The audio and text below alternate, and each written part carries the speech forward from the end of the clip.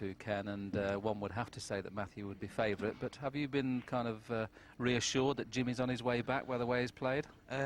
Well, I would like to think so. I mean, I've been watching Jimmy. I've been watching him practice. He's been in the practice room first thing every morning, and he's always there last thing at night. So he's certainly very, very determined, and we've seen a different side to Jimmy over the last couple of years. He's more diligent, practicing a lot harder, and he knows he doesn't have many more chances to win this World Championship, so he's given it, you know, 110%, and that's good to see.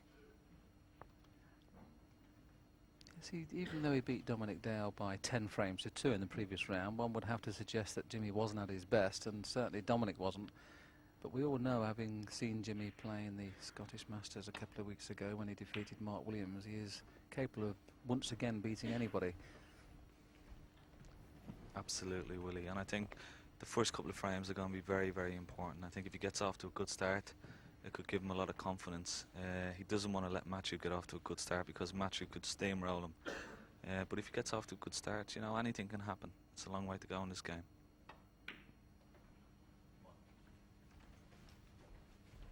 Got a slight kick there on the cue ball, which sent the white a lot wider than it would have done. He wouldn't have kissed the yellow bar for the kick, but this is the first chance now for Jimmy. He'll be taking this long red on next to the blue.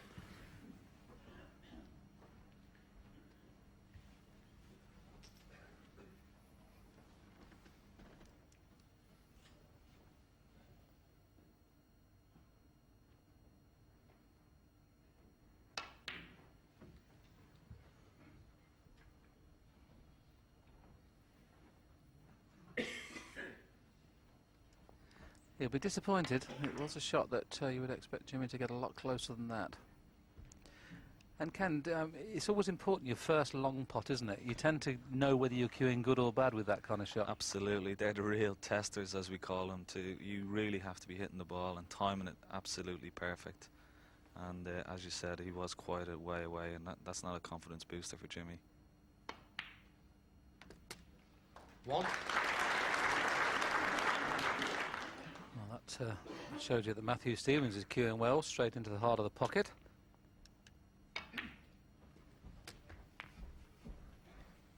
He's actually got a few little tints in the hair, Matthew. 8. It's a new hairstyle. But when you're that age, you can do what you want, I guess.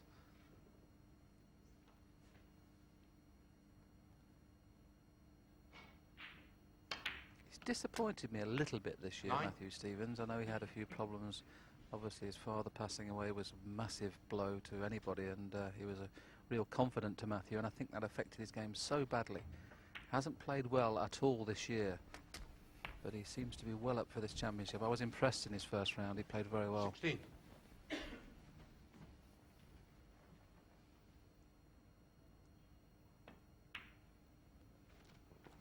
Yes, 17. Willie, and I think coming to the Crucible, you know, his confidence won't be very, very high, but he's been there, and he's sort of worn the T-shirt in the last couple of seasons. He's shown his true pedigree. Nobody will ever question that. And he seems to like the venue as well, and that's very, very important here at Sheffield. Some players do like it, it inspires some players, and some players don't. And there's the magnificent arena, two-table situation. Whenever anybody plays here, it's usually packed, but obviously when Jimmy White's here, it is absolutely chock-a-block. The best venue in the world for snooker.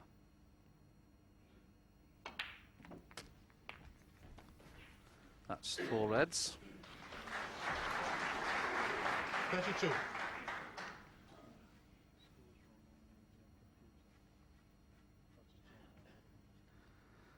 Four reds and 4 blacks, and he's just flicked the red. I'm not too sure whether he can now get onto this black from this red.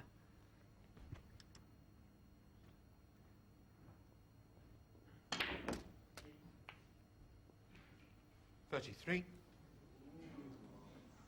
Well, that was a great shot. He used a lot of cue power there, right through the pack, and he's been a little bit fortunate, but I think he deserved that little bit of luck because he played that shot very, very well. Kissed the red just perfect, and he's still on the black.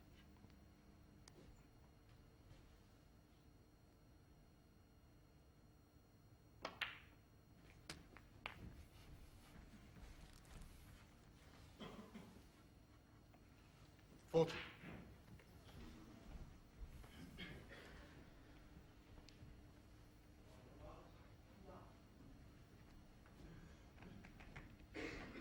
funny enough, for somebody of Matthew's class, he's yet to get a 147 in competitive play.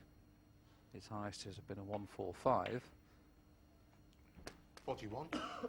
But he may be having slight thoughts of the 147 here.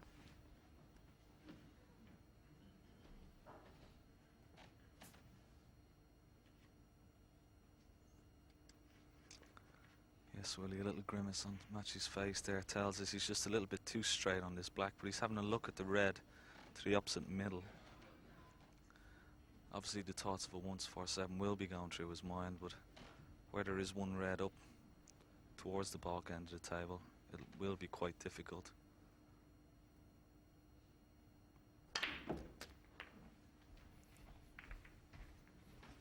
Well, that was a great shot.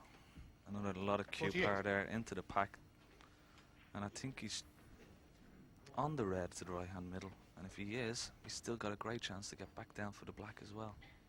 Just a little bit worried if he's not dead straight, or whether he's going to kiss into the red. Yes, he does just have to roll this in and leave the half ball black. 49. He's half a chance here. This was a good pot because he had to play a stun run through here just to force the white over. There you see a perfect example of the stun run through.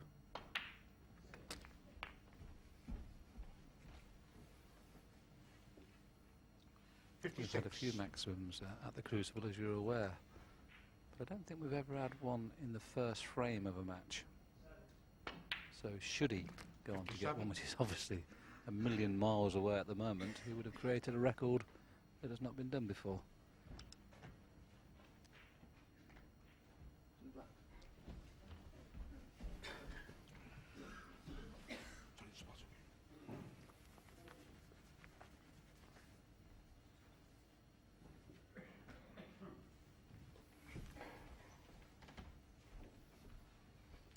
Maybe just worth playing the kiss on the red just below the pink here to hold for another 2 reds. Yes, he's played that. Now that is good break building. That was impressive. 64. Yes, Willie, and playing that kiss, I think he's freed the 2 reds to the right of the pink, also into the left-hand black pocket. So he's staying on the black. The maximum is definitely on his mind, and he's played a lot of good shots here.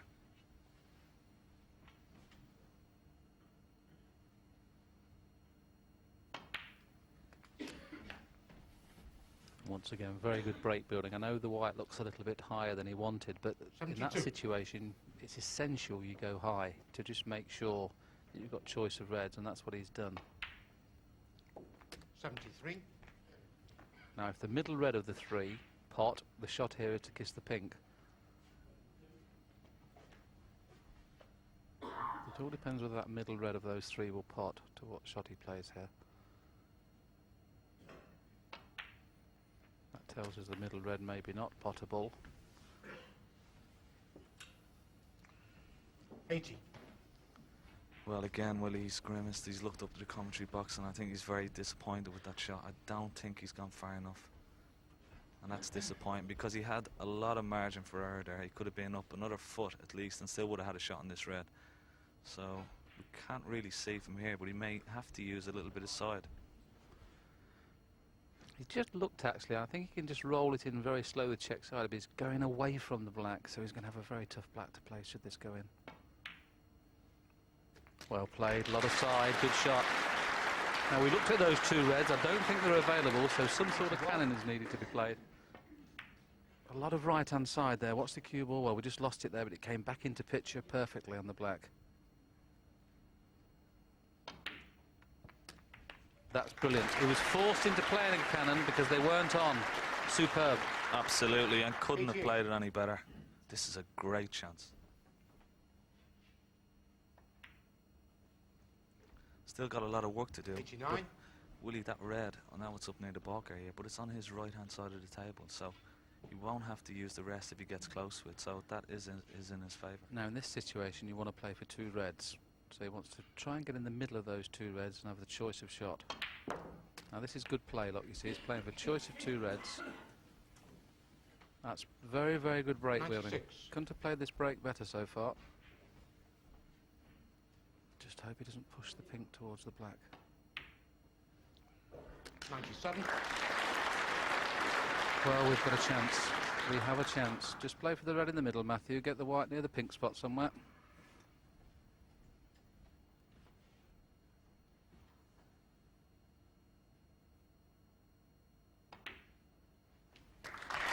The shot. As Ken mentioned a few moments ago, with him being right-handed, he must be on a half-ball black here. Get on a half-ball black and get as close to that red as possible. Jimmy White, of course, was the second player to get one here at the Crucible, and he must be really, even though he knows the frame's lost, he'll be willing Matthew on now.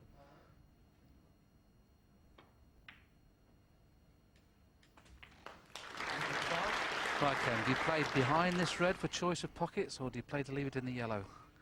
Well, I would definitely try and play for the yellow. He's going to have to use a lot of side here, left-hand side, to get up right behind the red. Oh, what a shame. What a fantastic effort from Matthew Stevens. That is as good a break as we've ever seen at the Crucible. I don't know whether he got a bad contact, but it seemed to push very thick. I think he had a kick. That was absolutely fantastic. That was, Ken, I mean, it's not very often. The first frame of a match, you're delighted to just win the frame, but the way he went around that break was absolutely superb. Absolutely. Well, you could see that the maximum was on his mind after about 3 or 4 reds, and the crowd were absolutely enthralled, and they really, really loved it. And I'm sure Jimmy was as well. I mean, he was sitting up in his chair, and he would have loved to see Matthew make that maximum too. But let's just show you the black again, because do you think he got a kick there because it hit thick? He actually pointed to the black as if he, said like the black kicked on him. So he may have done, but he had to use a lot of left-hand side or right-hand side on the white. Yes, it was the expression on his face as he played the shot. We can show you that here, the expression when he came off the shot. Look, he's down on the shot there, and then immediately you see, before the black's even on his way, he felt that it... Second frame. We've talked in commentary before, Ken, there's 3 or 4 different kind of kicks, isn't there? There's where the white bounces, where the object ball bounces, and where the ball pushes to the cushion, and that's what happened there. Absolutely, and because of the amount of side he was using on the ball as well, didn't help. But still, it's a good start. Well, it's a fantastic start. Well, back to normality for a moment. We all got a little bit excited there, and I'm sure viewers at home did exactly the same. That was a sensational break.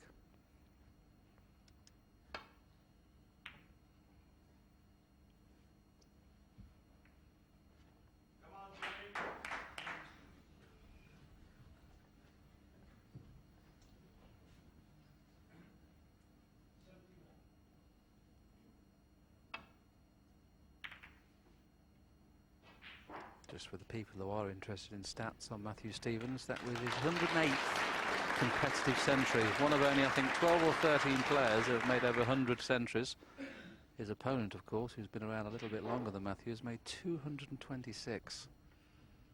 But nowhere near the 570 odd that Stephen Hendry's played.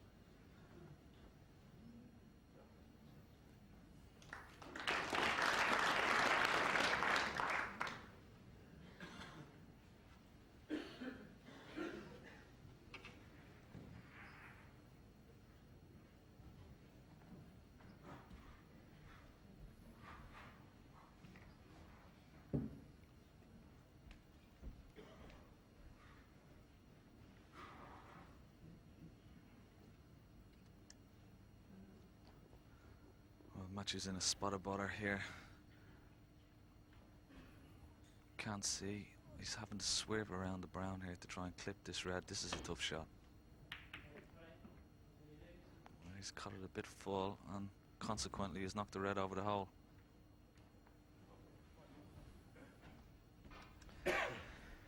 Doesn't appear that black's potable, so Jimmy's going to have to try and get onto the pink, either in the middle or the corner pocket.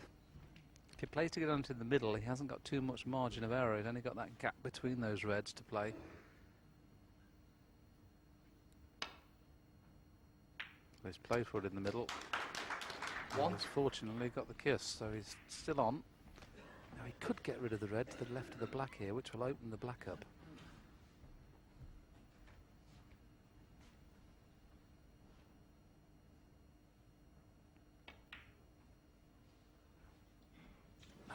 Jimmy, you've got to pot those against this young man. You can't let him get confident. Yes, Willie, it wasn't a good pot. Normally players would play down towards the far jaw of the middle pocket, and just in case the nap slightly pulls it in, although there's not too much of a nap going into the middle. But he's left Matthew another great opportunity here in amongst the balls, and as you said, you can't be doing that against a man of this class and stature. The thing that I really do enjoy watching Matthew play is I don't think I've ever seen anybody look as confident round the table as Matthew Stevens. His facial expression always looks as if he's in total control. 8. Very rarely gets flustered.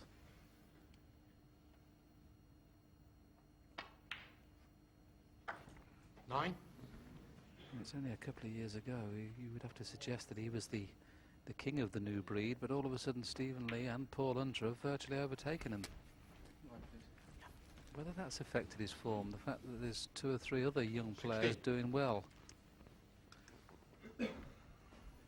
Well, only Matthew would know that, but certainly, as we said, he's been in semi-final and final here, so he's certainly not afraid of this tournament or the Crucible or even the World Championship. He's certainly one of the bookies' favourites to go on and win this championship. There you see another bad contact. The red clearly jumped.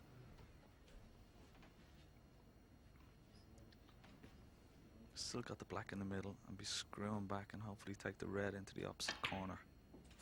Good shot. Well, this young man hasn't cued this well all season. 24. He really is hitting the ball very 25. well indeed.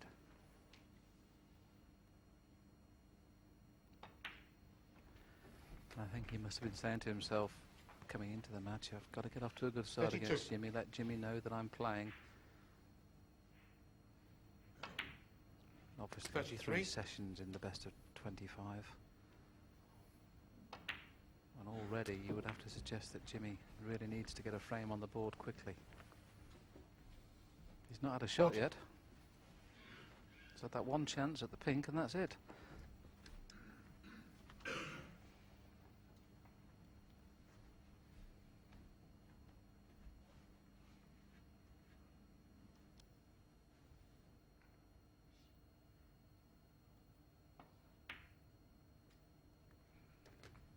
Forty-one.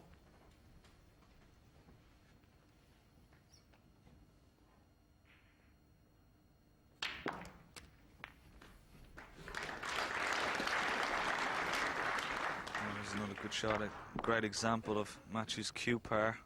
The way the white almost stopped and then got a second zip, as it were, through all the reds and opened them beautifully.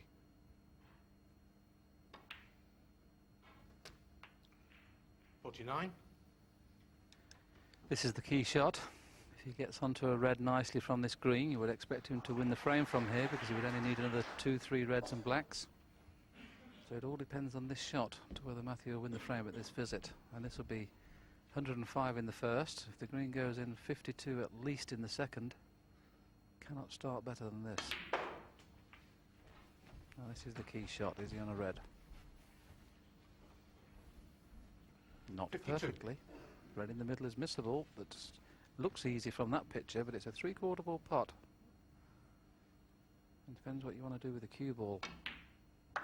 Yes, straight into the heart of the 53. pocket. You would expect him to win from here.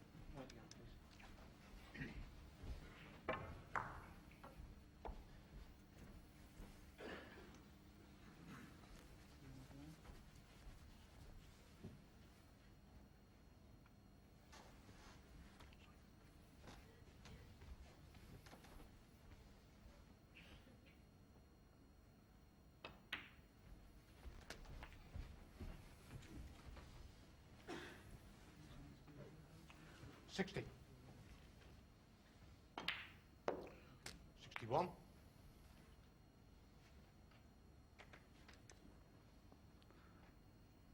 This will put him 67 in front, of course, but with 5 reds left, we all know how many's left. 68. So this red is frame ball. 69.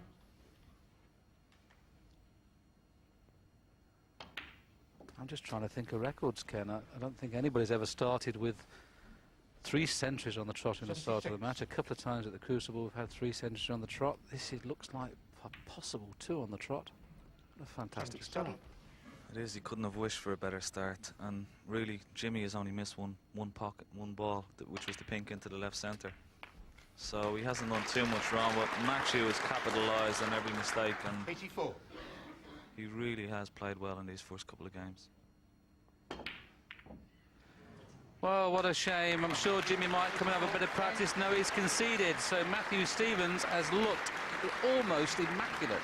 Hasn't hardly missed a ball. 2-0 Stevens. The saving grace is it's not best of 19, now it's best of 25. Back to Willie and Ken.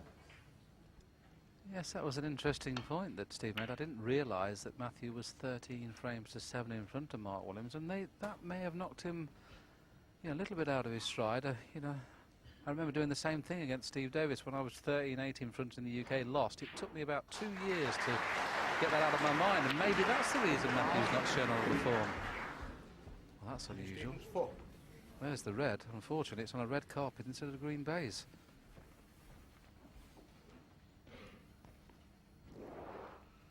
This shouldn't happen. Doesn't matter how hard you hit the balls, they shouldn't go on the floor like that.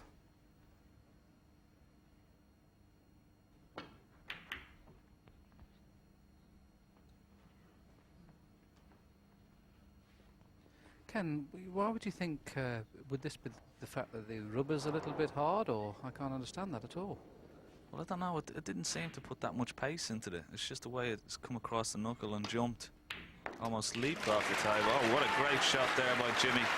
Fantastic pot. Tried to bring the black into play. A little bit unlucky. May have to use the rest here, but that was a fantastic pot. Straight in, clean as a whistle. And the beauty of that shot, he did play to free the red and black as well. We know he's the best player in the world with the rest, but this is a toughie. Needs to play a cannon onto one of the 2 reds above, well, where the 2 reds are near the white, to stop the cue ball going into balk.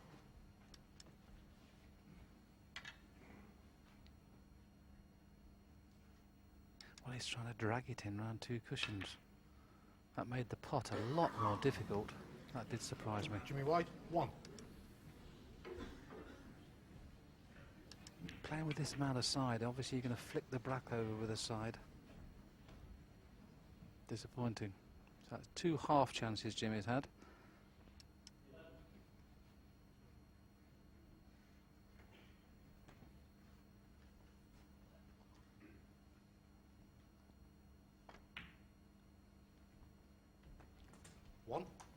There is an example of the confidence of Matthew Stevens. Rolled the red into the middle, could have easily tracked the pink into the corner, but wants to get that black back on its spot.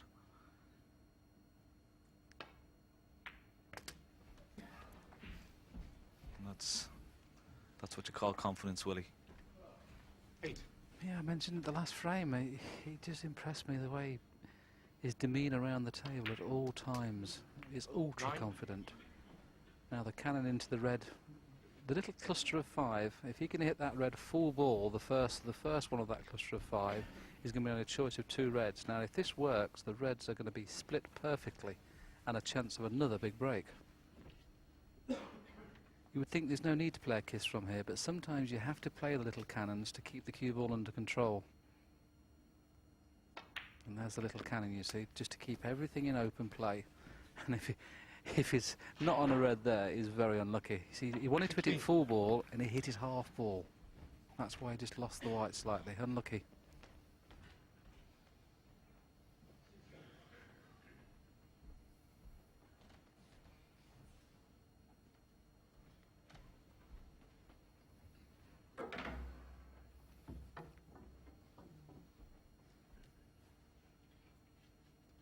Such has been the dominance of Matthew Stevens. This is the first difficult pot. This is the first difficult pot he's played.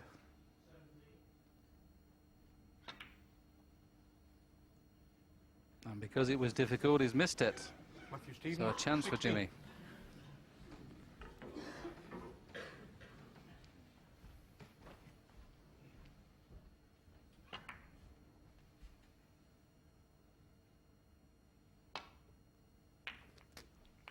One.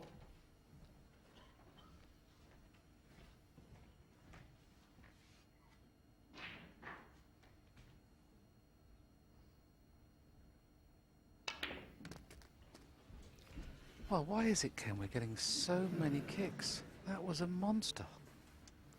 Absolutely, and frustration. Jimmy was 8.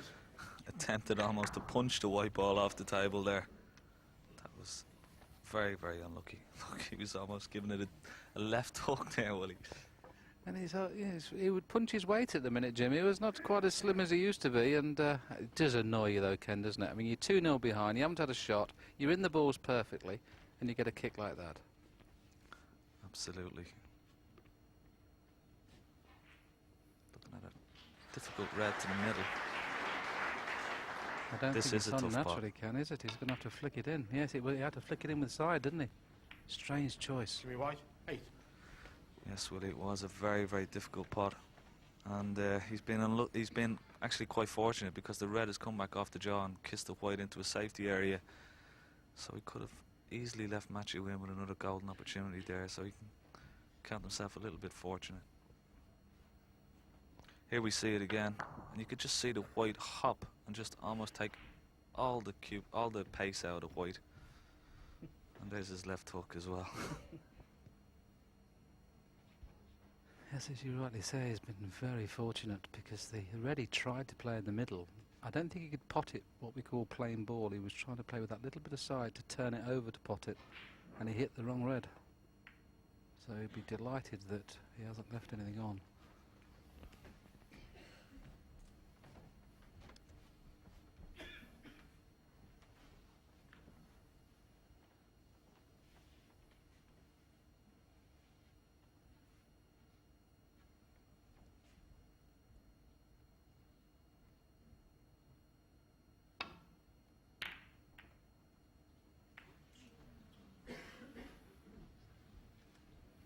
It's a shame because at this standard you cannot afford to play bad safety, and that was not good.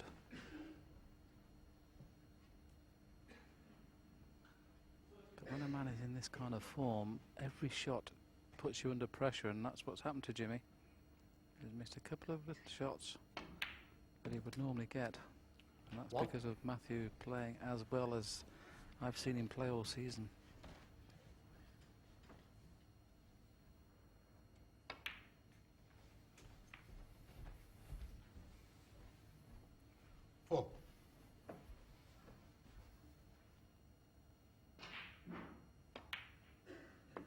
Five.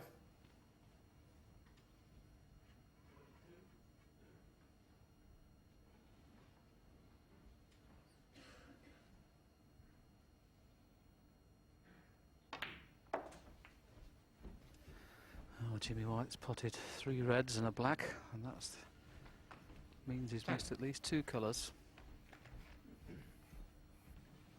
And every chance he could find himself 3-0 behind in a moment.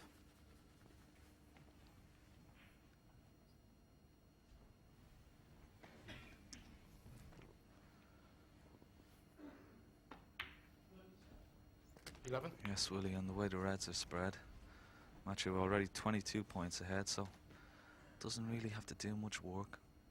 Just keep the cue ball under control, and he should 18. Should be 3-0 up. Yes, very unlikely now for him not to go 3-0 in front.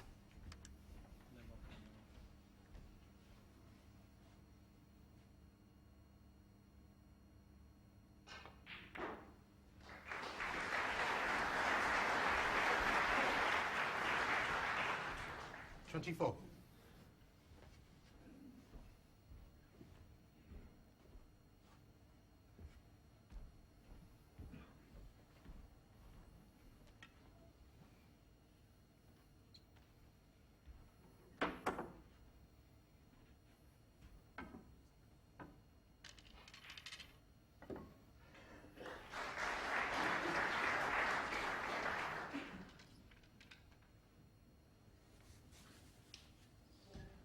And this is where we've got to leave it, but with Matthew starting the match very strongly. Jimmy's not a happy man. We're going to be back in about 50 minutes' time.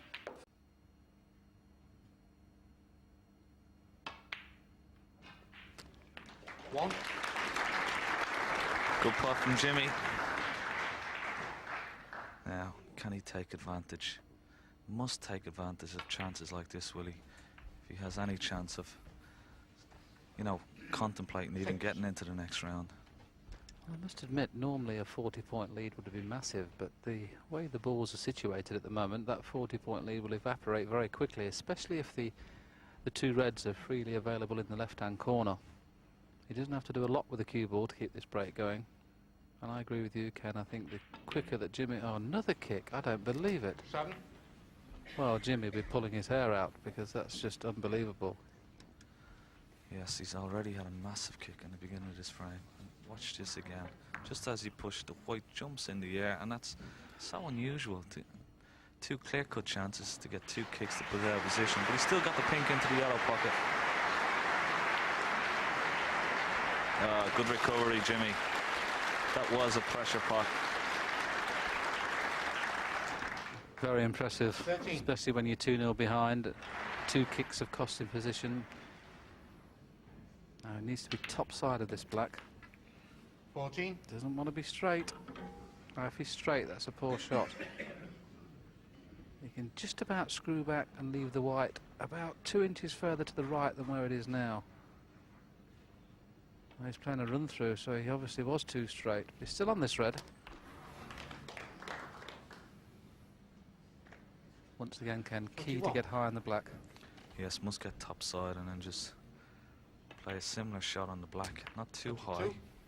He's overrun that. He'll probably have to take the pink into the middle. Or he could pot the black and may play a cannon on the red. But I think the shot is the pink into the middle and get on the red behind the black. Yes, I agree. The cannon would have been her choice of shot, but one that you could have got the cannon wrong and not left the pot. That's why, at least this way, you know you're going to have a shot at the red. 28. Jimmy getting the cue ball clean, making sure he doesn't want another kick on this white. This is the big shot in this frame, Willie. Well played. That was a pressure pot. Now one more good shot, and we know that he's got the cue power to get on the yellow. If he gets on the yellow, this could be a massive... There's always turning points in matches, and very early on in this match, Jimmy could have made a turning point. Matthew Stevens has looked awesome. Oh, he got a half a kick there. That bounced. He's okay though. You just see the black just leave the table 36. here. Just left the table a fraction of an inch.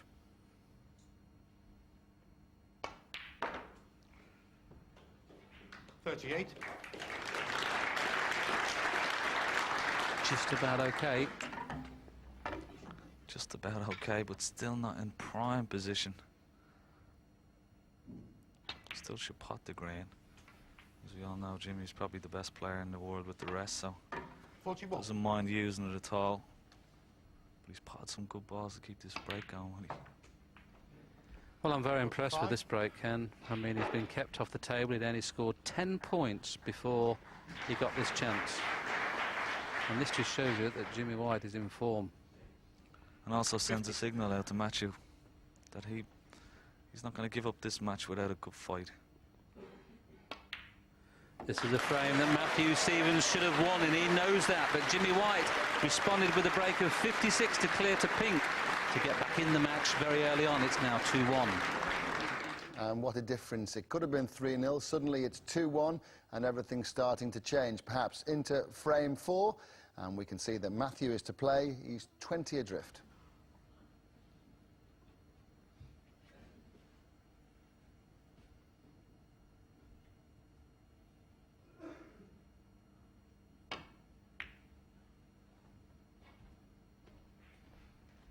Well, the pace he played the cue ball, he has played the double, Ken, hasn't he? And he's got the double kiss. Absolutely. It must have been almost tight to the cushion, if not on the cushion, and that's the result.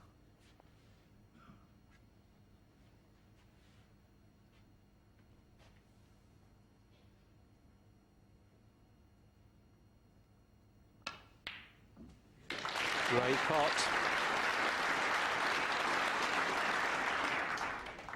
This was important. He's got a chance of, he's got a 20-point lead, 21-point lead now. Blue is 26, so he's possibly, depending on what colour he takes, needs both these reds. That's why he's looking at the green.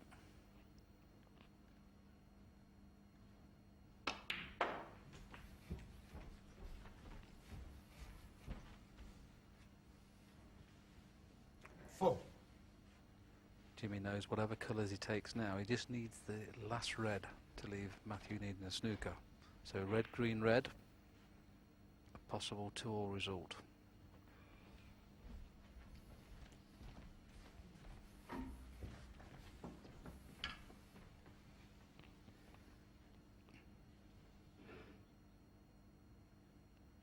I'm sure people at home can be interested to know that how important this would be for Jimmy, having been 2-0 behind, could have been 3-0 behind.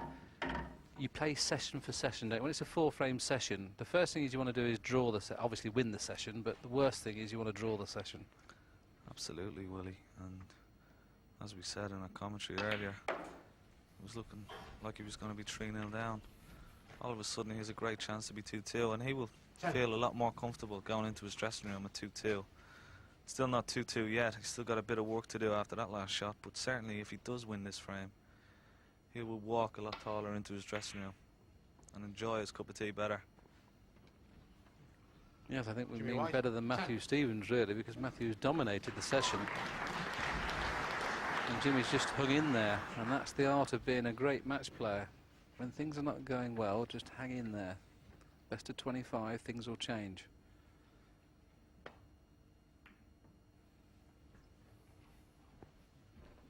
This is a good safety shot, and this is tough to hit. This is very tough to hit, and if he misses it, it could be a free ball. So that's why he's risking the swerve. That was okay, good shot. Has he fluked the red? Has he fluked the red? That means it's going to be 2-all. What a time to get a fluke.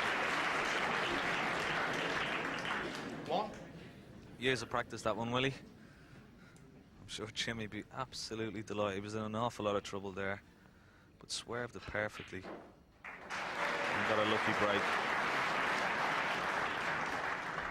Yes, the lucky break is now, and Matthew knows, as he can only look on from the back of the auditorium, that he's going to go into the interval knowing they should have won this session at least 3-1, and perhaps a little bit disappointed. He now knows it's going to be 2-2. There's a scoreboard telling you there's 37 points in it. 10.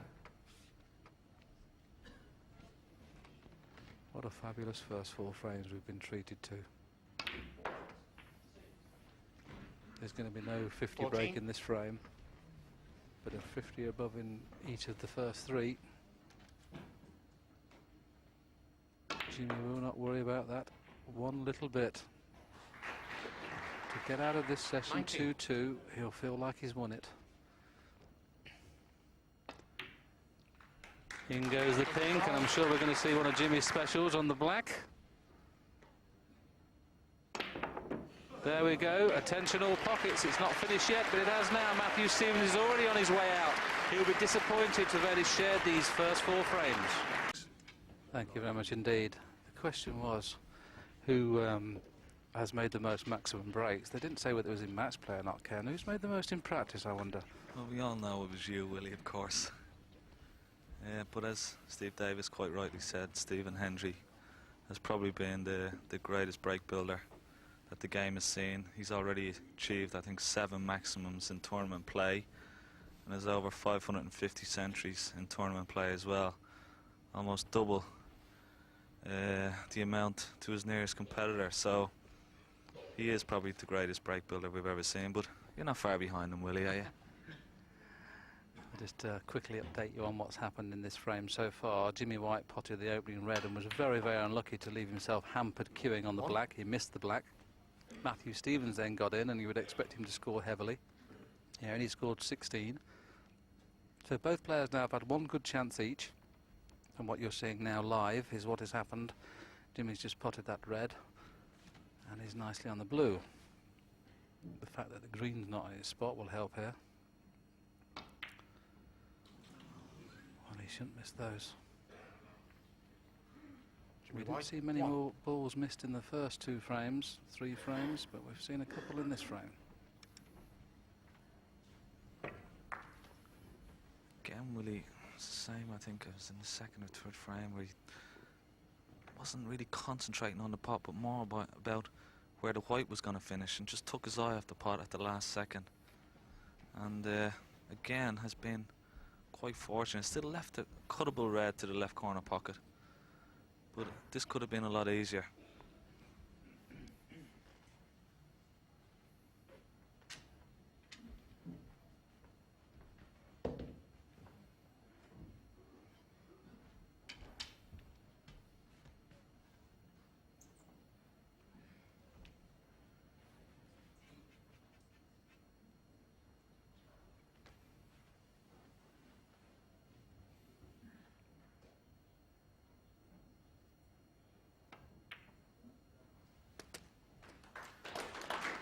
Excellent pot, but just overrun the cue ball.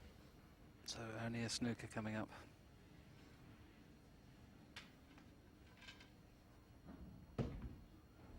Matthew often uses that long extension, Ken, rather than use the rest. And obviously you're going to get, with it being a little bit of extra weight, now and again you are going to overhit a ball, as he's done there. Yes, but certainly a great exponent of that shot, and great use of the extension as well. Uses it quite a lot. You see a lot of players these days have extensions that they can clip into the bottom of the cue for that shot when they're possibly overstretching and may need the rest.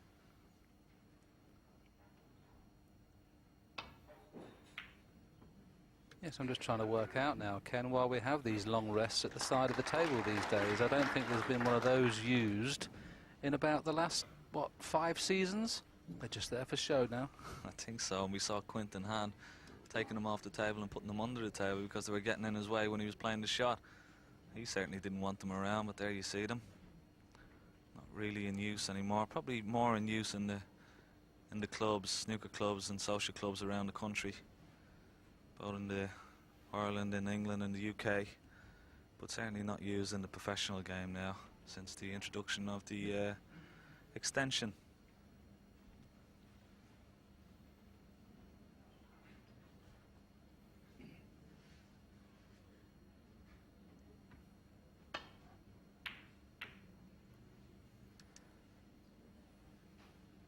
This is a good safety shot, just a fraction short of pace. There is an angle for the 3 reds to the left of the black, the middle one of the 3. Jimmy can swing the cue ball around the same 3 cushions as the last shot that Matthew played. And he's got a good chance of getting the cue ball in behind yellow, pink or green. Well, he's actually playing a pot and going through the gap. Now this could go wrong. It could also go perfectly right. Excellent shot. Very, very unfortunate. Once again, Ken, amazing how many times you play a shot to nothing, you get the pot, you get nothing. Yes, but I don't think Jimmy would be complaining. Jimmy White, 1. It was an excellent pot, but he also, as you say, got the safety in mind. Didn't play the snooker as well as he would have liked, but there you see the angle. Played it absolutely perfect through the reds. Back down, tied onto the ball cushion. Don't think he played a great second shot though. Should have been really tightly up behind the pink after rolling in behind the green. Still snookered Matthew, but I think this could have been a lot more difficult to get out of. Matthew's actually looking at the gap between pink and green. Doesn't look any room, but he looks like he's playing it.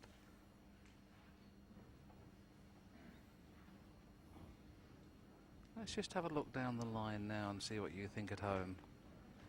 Well, unless he's got a small white ball, it doesn't look like it will go through there. You certainly want to have good eyesight for that one.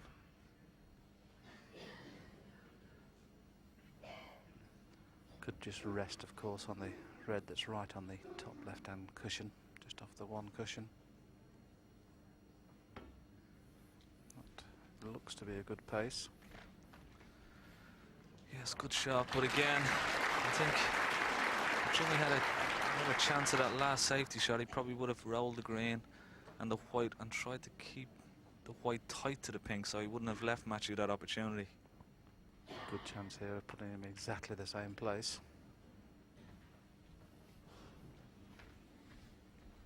Not quite exactly, but he has left Matthew a possible shot to nothing here. The red 2 away from the black as Jimmy walks back, knowing that he's left this possible shot to nothing.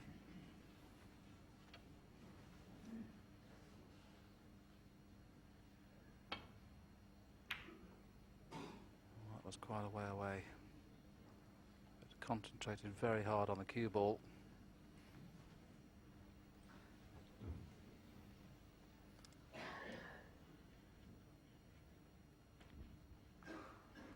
Looking at the way he played the cue ball, maybe he didn't play the pot because he was quite a long way away.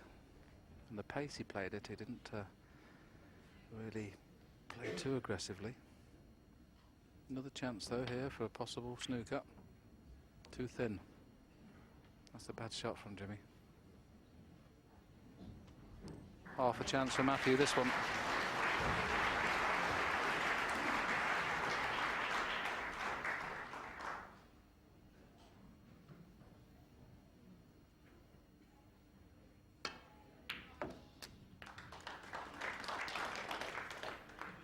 One.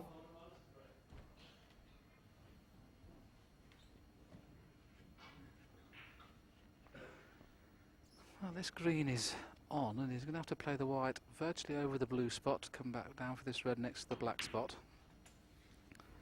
Yes, he's played a stun run through, avoided everything and played it perfectly. 4. I thought he was going to play it 2 cushions rather than 1, but it's the same result. He'd have liked the cue ball virtually where it is now. 5. And this is now a good chance for Matthew to regain the lead. He looked almost unbeatable in the first 2 frames. Never missed a ball.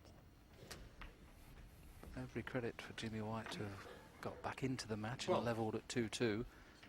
But of the 2 players, Ken, Jimmy has missed more balls and Matthew has looked a little bit sharper than 13. Jimmy. Yes, he has. He's taken his chances. First couple of chances in the first couple of frames. The frames were over. Jimmy, on the other hand, needed a couple more attempts to win the frame. But at the end of the day, it's the scores of the frames that count and not the way you won the frames. So, but definitely Matthew is scoring very, very heavily when he gets in.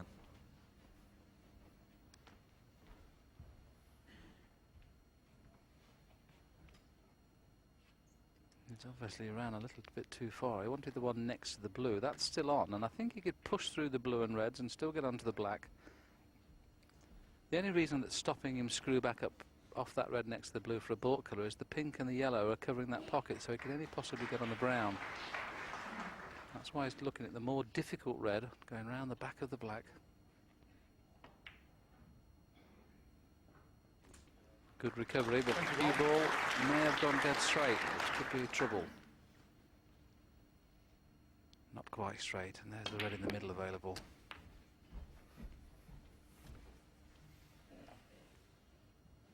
$28.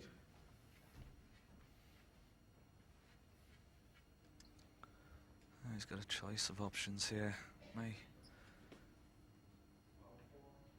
he's looking at the red to the right, taking it into the black. There's the point scored.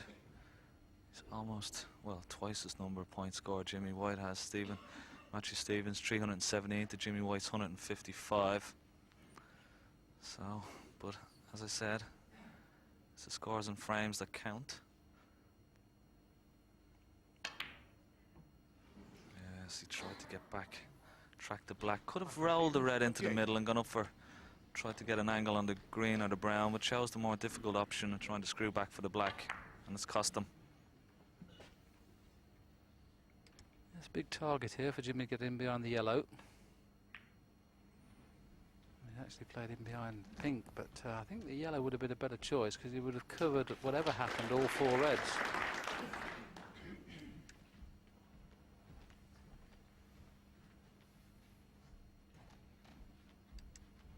Matthew just came round to see if anything was available in the middle because he could just play to leave the cue ball at this end of the table, send the red back up towards the pink.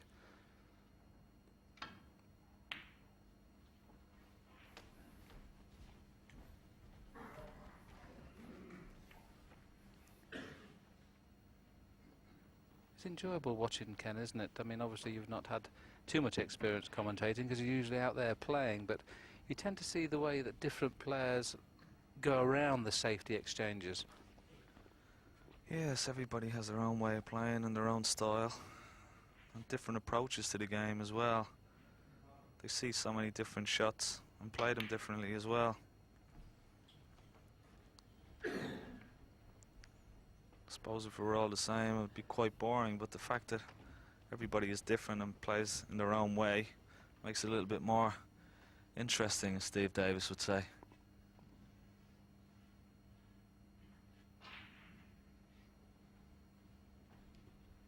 Well, this is a tempter for Matthew to play the red into the yellow pocket, but he knows he's going to cannon onto the red next to it, and he's not guaranteed to knock that into a safe position. He'd love to play this at a pace just to screw back for the black, because it would almost be a shot to nothing. That is, of course, if he doesn't know where that red next to the blue is going to go. It looks like he might take it on, Ken. Would you take this on?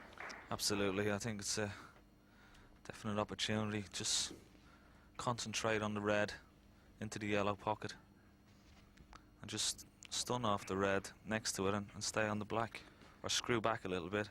Be a little bit unlucky if he leaves an easy shot for Jimmy, but this is definitely worth a go. And there you saw the result. He concentrated so hard, Ken, didn't he, in making sure he pushed that red well away from the cue ball. Absolutely. Made sure he got the white close to the cushion. Made it difficult for Jimmy. Only a safety shot now.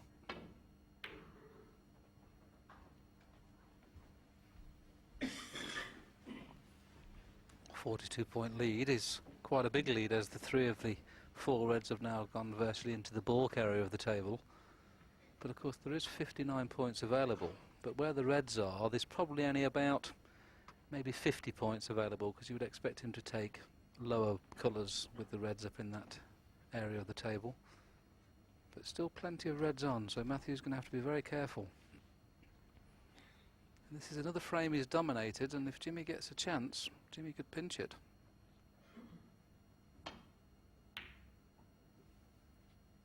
I think he was a little pleased Kenny didn't kiss the blue.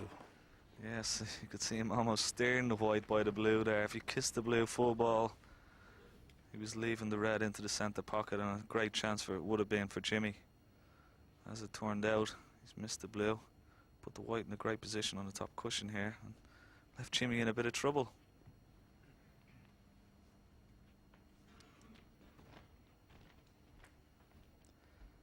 Just interested to know how you see this shot. What I would be thinking, Ken, is just clipping off the red, putting the white in the jaws of the green pocket. Is that how you see the shot? Yes, I think if he leaves the white down around the green pocket, I don't think he's got a shot on. Can't cut the red back into the middle, so well, he's gone for the red, and that was very risky. I think bordering on crazy. Luckily for Jimmy, he hit it thick and didn't manage to cannon into one of the colours. If he'd have potted it, Ken, I don't think he could have avoided a cannon. Absolutely, that was a risky shot. There you see it. Just coming, just managed to get through the gap, and was very lucky that he didn't kiss anything and leave an easier shot for Matthew. Yes, he hit it thick, which meant that gap was on. If he'd have potted it, the gap wouldn't have been there.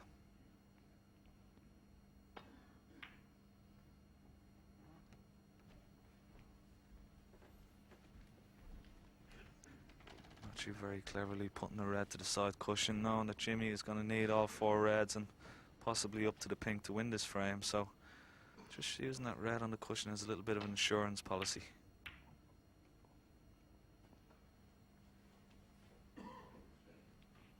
Good weight, this. Little tap on the table from Matthew. And this is interesting, Ken. I love this situation where the easy red to hit would be the one on the cushion, but you would really go all out to try and hit another red just to leave that there if you were Matthew. Yeah, well, he's on the previous shot. It's amazing. He put that there for insurance, and then may have to take the red off the cushion. But he could just drop onto the cushion, sort of dead weight, and hit the cushion first, bringing the red into play, but not really leaving an easy pot for Jimmy. Not leaving a pot at all if he plays this perfectly. Just has to drop a dead weight almost onto the red. cushion first. Well, he sort of hit it quarter ball instead of a full ball. Sort of a half chance for Jimmy with putting the red into yellow, but it's very, very risky. Yes, he'd love to play for the pink here, but the angle he's got, the green's in the way, and he may have to play for one of the baulk colours. Yellow, green or brown. I think the brown would pop past the two reds. He can certainly get on yellow or green. But if he misses it, it's frame over.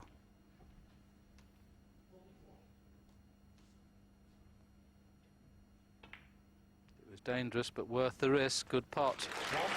Now he could pinch the frame at this visit. Jimmy just glancing at the scoreboard, he won't want to be playing the pink to get on the final black. So off one of these three reds, he should be thinking of taking the pink.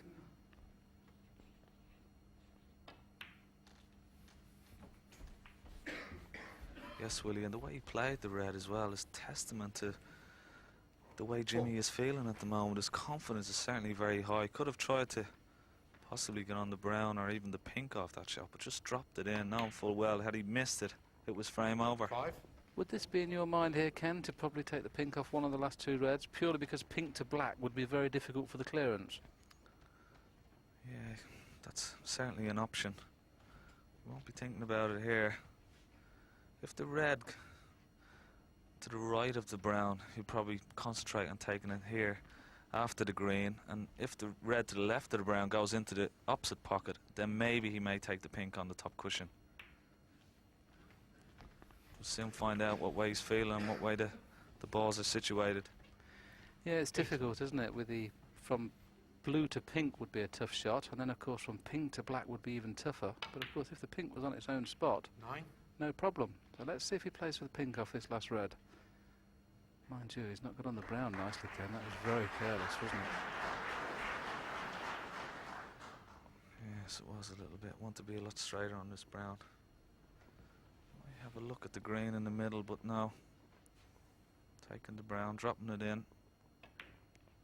Actually, we've just been talking about the pink, and I'm just looking at the position of the balls. I think that probably the pink spot's virtually covered, and if it's not the black spots available, which would put the pink out of play, so that's probably a reason he's leaving the pink there. He really has made a mess of this. The balls were in a perfect position a couple of shots ago. Big shot, this.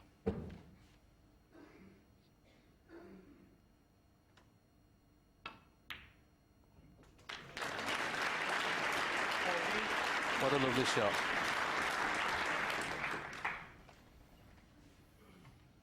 Yes, there you see it. Always very difficult cueing off the cushion, but cued it absolutely perfect.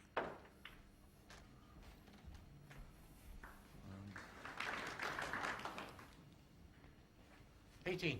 Still got an awful lot of work to do, as you said. Brown to blue, and blue to pink, and even pink to black is going to be very, very difficult. But Matthew must be horrified at the thought he could possibly go 3-2 behind here when, on reflection of play, could be looking at a 5-0 lead. Jimmy's battled really hard. 20. Has he underscrewed that?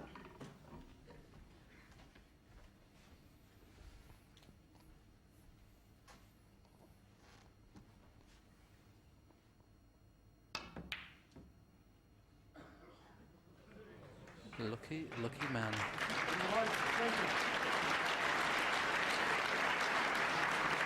He fluked the last red to level at 2-2. He's just had an outrageous bit of good fortune there.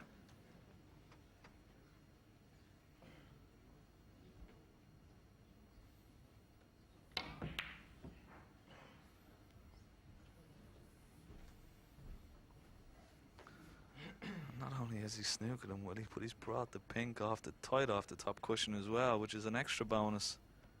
Making the pink the black, should he get the opportunity, a lot easier. This green would be very easy to hit, Ken, wouldn't it? Playing at a pace, just natural, but he's going to have to hit it really hard to try and leave a bit of gap between green and white. So this is missable. Yes, I thought at the pace he was going to play, that would be called a miss. Found a miss. Jimmy White, 4. Now, Ken, roll the green in or have the miss? Well, depends. If he's almost straight, I think he's got to take the green on. Jimmy's never been one to refuse a pot. He's certainly not going to refuse this opportunity. Has he got enough pace? It's there. Well, Matthew just, he doesn't show many emotions, Matthew, but he just nodded his head in disbelief. Oh, Jimmy, you cannot miss those. Jimmy White, 3. 15 in it. Look at this shot. Matthew only needs the brown. He can't believe he's missed that. But the brown's no certainty.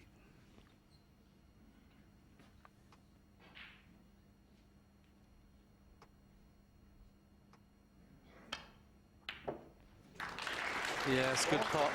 And I think on reflection, it's just about deserved for Matthew to win this frame. Snooker's required.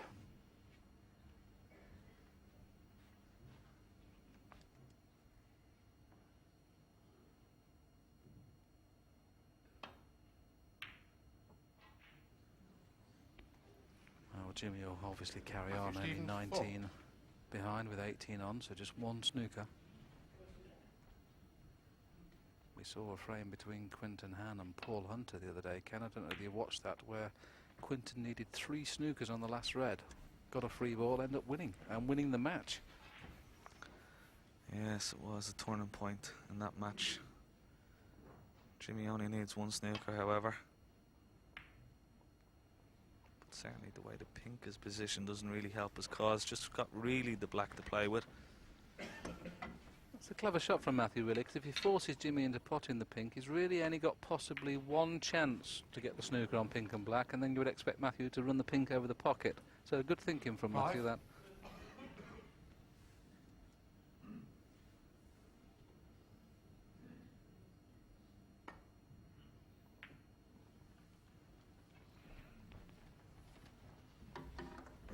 Fraction thinner, that would have been perfect, because he would have been behind the black. That's what we call a Chinese snooker.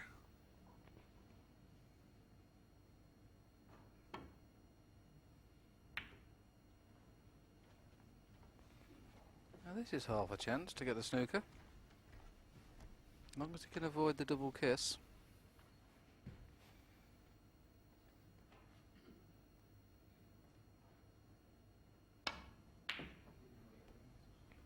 And he's avoided it, but just a fraction too much side. If he'd have hit that plain ball, Ken, it would have been behind the black. Absolutely, yeah. Got the right direction on, but just a little bit too hard. He's left this pink now for Matthew.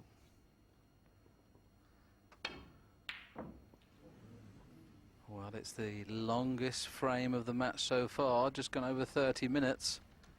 The first 3 frames average 11 minutes. We then had a 28-minute frame, and this has been the longest.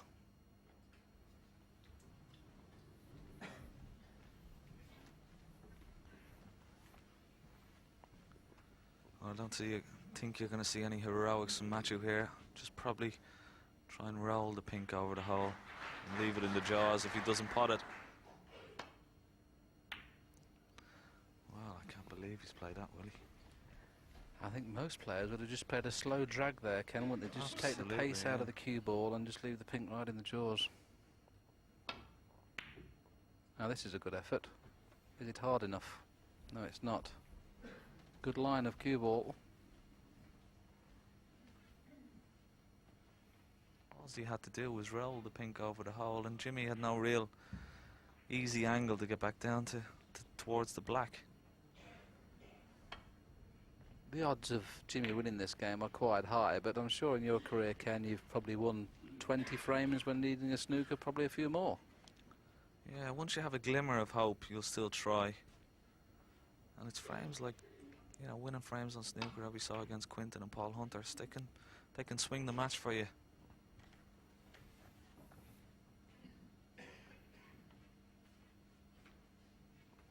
Now we'll see him again. Will he play it with pace, or what he should do is just roll it towards the pocket again?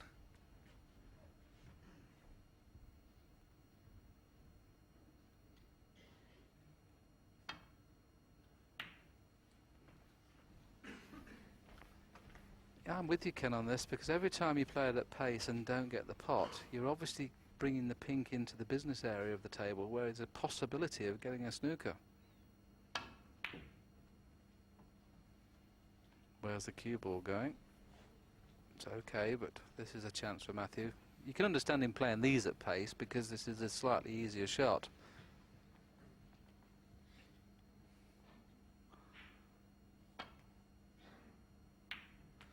Well, it took virtually 33 minutes, and I'm sure a very relieved Matthew Stevens once again takes the lead at 3 frames to 2.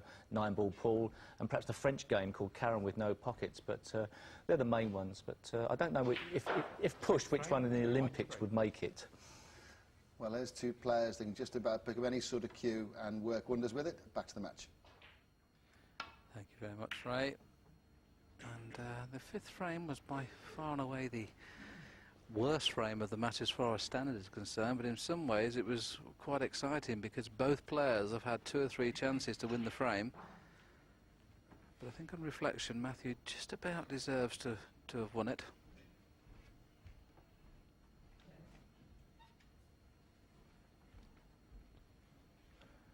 Yes, that little conversation that John Verger did with that young lad called Chris Melling, I've actually seen him play snooker before, and he's very, very quick round the table and a very, very good player.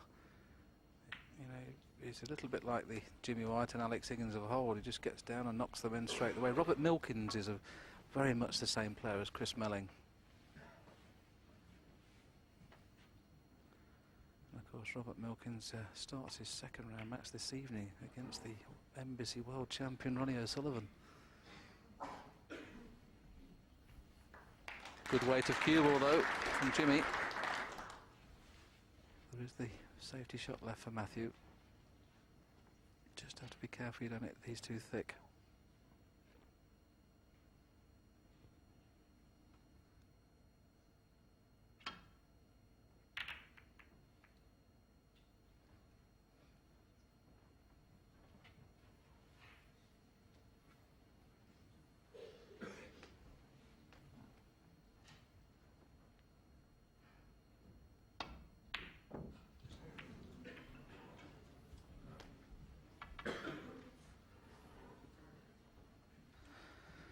That's disappointing. Not the pot, but the double kiss.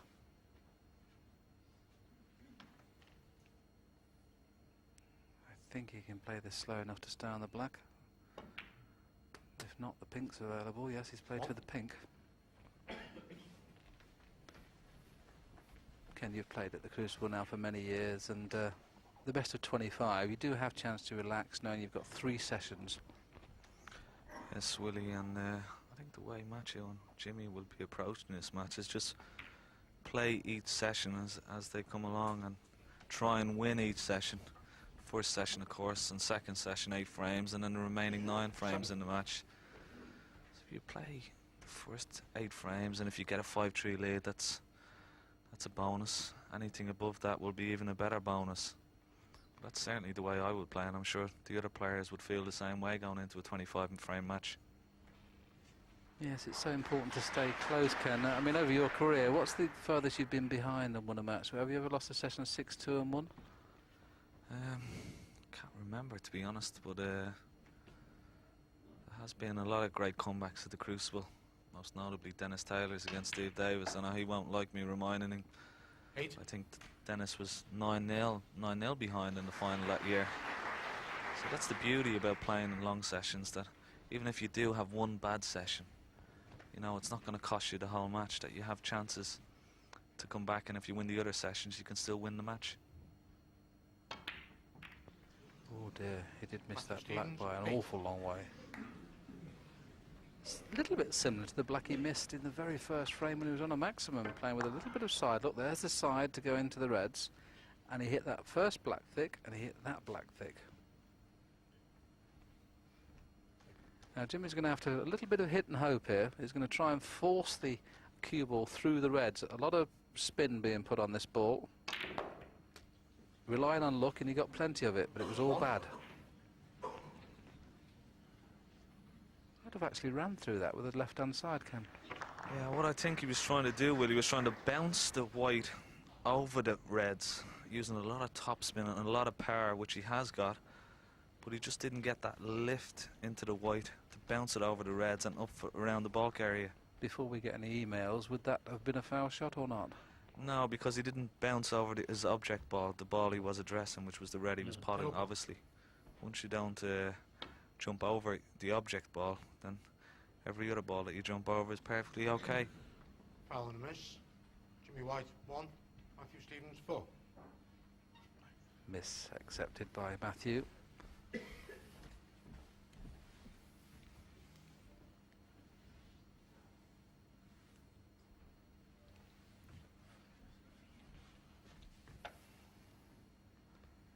I never heard the nomination. Was it yellow who was nominated? I presume it was. He's in a lot of trouble here, really. Even if he does hit the yellow, which he could hit full ball, he'd be leaving this red into the left centre. Foul and a miss. Matthew Stevens 4. Well, there you have it. Paid the ultimate price and gone in off and left Matthew with a golden opportunity. Matthew's just had a sneaky little look here, whether if he stuns it in, okay, he's on the blue, but ideally he'd love to get on the black through the gap of those two reds.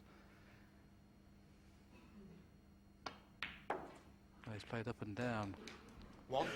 I thought he could probably hold it for the blue. It must have been a deceiving angle, that one. Too hard for the blue, but nicely on green or brown. The red on the pink spot area is the one he's going to be playing for here. And then at least he can stun it dead and then be on the black, and that would give him a chance to score heavily. 4. It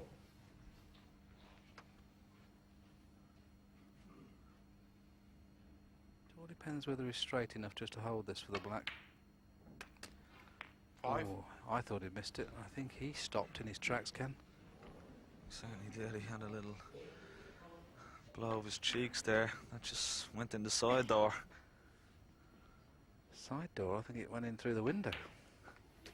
I don't know how he went in. 12. But it went in and he's brought the black back onto its spot. Things have opened up lovely here now for Matthew. 13.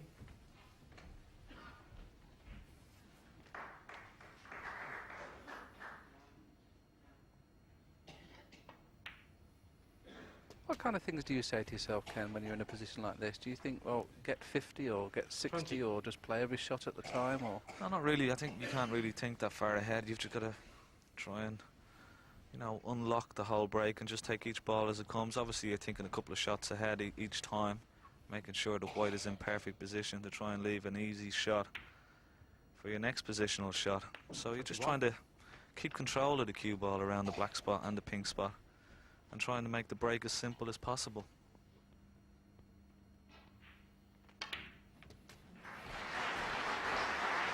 a little bit careless there from Matthew, didn't quite get into the cue ball, which means he's going to have to play some sort of cannon here to either flick off the red next to the pink and go for blue or bought colour. Well, managed just to avoid the 29. cannon. Still got on the blue though.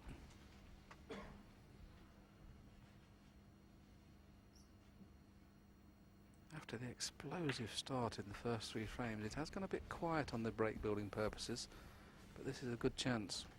34. We haven't had a break above 50 since frame 3. We could have one here. 35.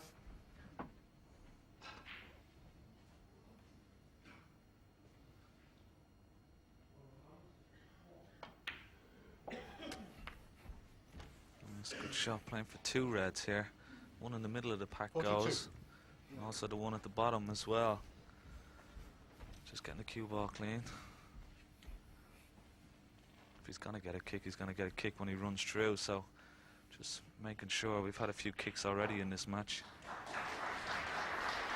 We're never going to get to the bottom of kicks, Ken, but the fact that you just mentioned we've had a lot of kicks in this match, does the heat 43. outside and the heat in the auditorium, do you think that's got something to do with it? I think sometimes it has. Certainly the atmosphere has a lot to do with kicks and heavy contacts. Sometimes it can be chalk, sometimes 50. not. But no, we tried to get a technician in once to try and explain the kick, and even he made it difficult for us to understand. So 51. I don't know. We just have to live with it, I think, Willie. When you've got 900 people packed into an auditorium, though, the heat obviously gets into the atmosphere.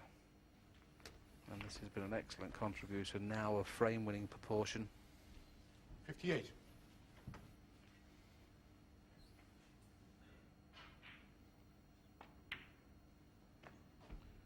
59. Possible chance for the second century.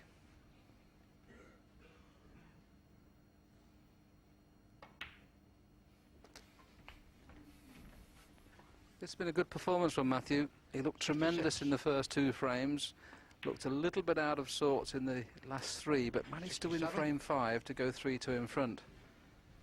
And now guaranteed to be no worse than level going into the next session. But he'll be now trying to work on either a 5-3 or a 6-2 lead going into the last session. 74.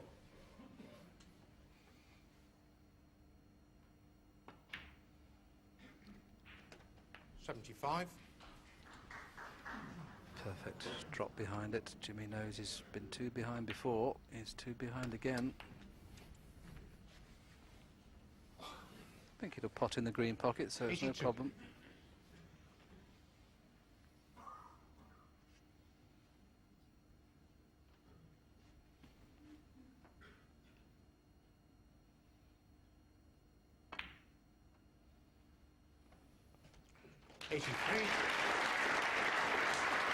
Well, should make the century now, Willie. And after his first match, held the highest break of the tournament until John Higgins pipped it by 1 last night for 136. Matthew Stevens at 135 in his first match against Mike Dunn. And jointly held the highest break for a day or two with Dave Harold, but be a little bit perturbed by John Higgins overtaking him with 136 last night, but still. I think with the standard of you guys, though, Ken, it's going to be 140 plus to get that £20,000. Absolutely, Willie. And Matthew has had a chance of a maximum in this match already. We almost had a maximum with Stuart Bingham against myself the other day, so he'd be looking at 140 plus. And anyway, well, there's the applause from the crowd with 100. That's Matthew's 109th competitive century.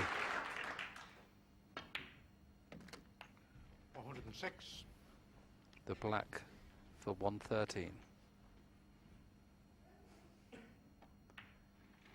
The match had gone quiet from 3-2 to 4-2, but it's exploded again with another century from Stevens. He once again goes into a 2-frame lead at 4-2.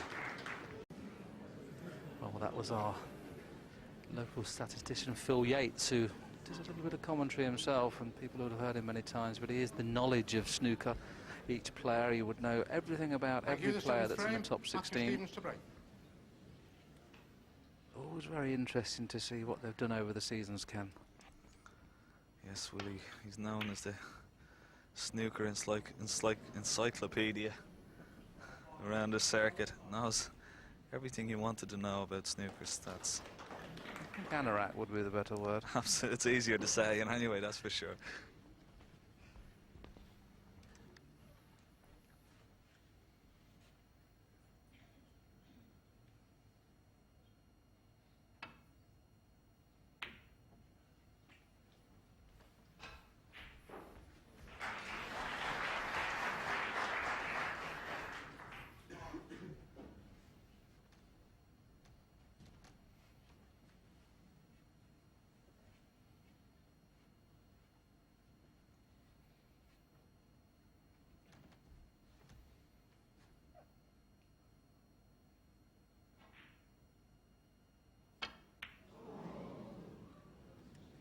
Played as a shot to nothing, that clip, but Matthew's turn to get a bit of good fortune, but he obviously, the bit of luck that Jimmy had in the last frame, didn't win it, so luck only counts when you win the frame. It's forgot about if you lose it. That's a clever shot that Jimmy played. Very rare you see a screw shot played off the cushion first. He actually hit the cushion and screwed back off the red after the cushion. That was an intriguing shot, that. You very rarely see that.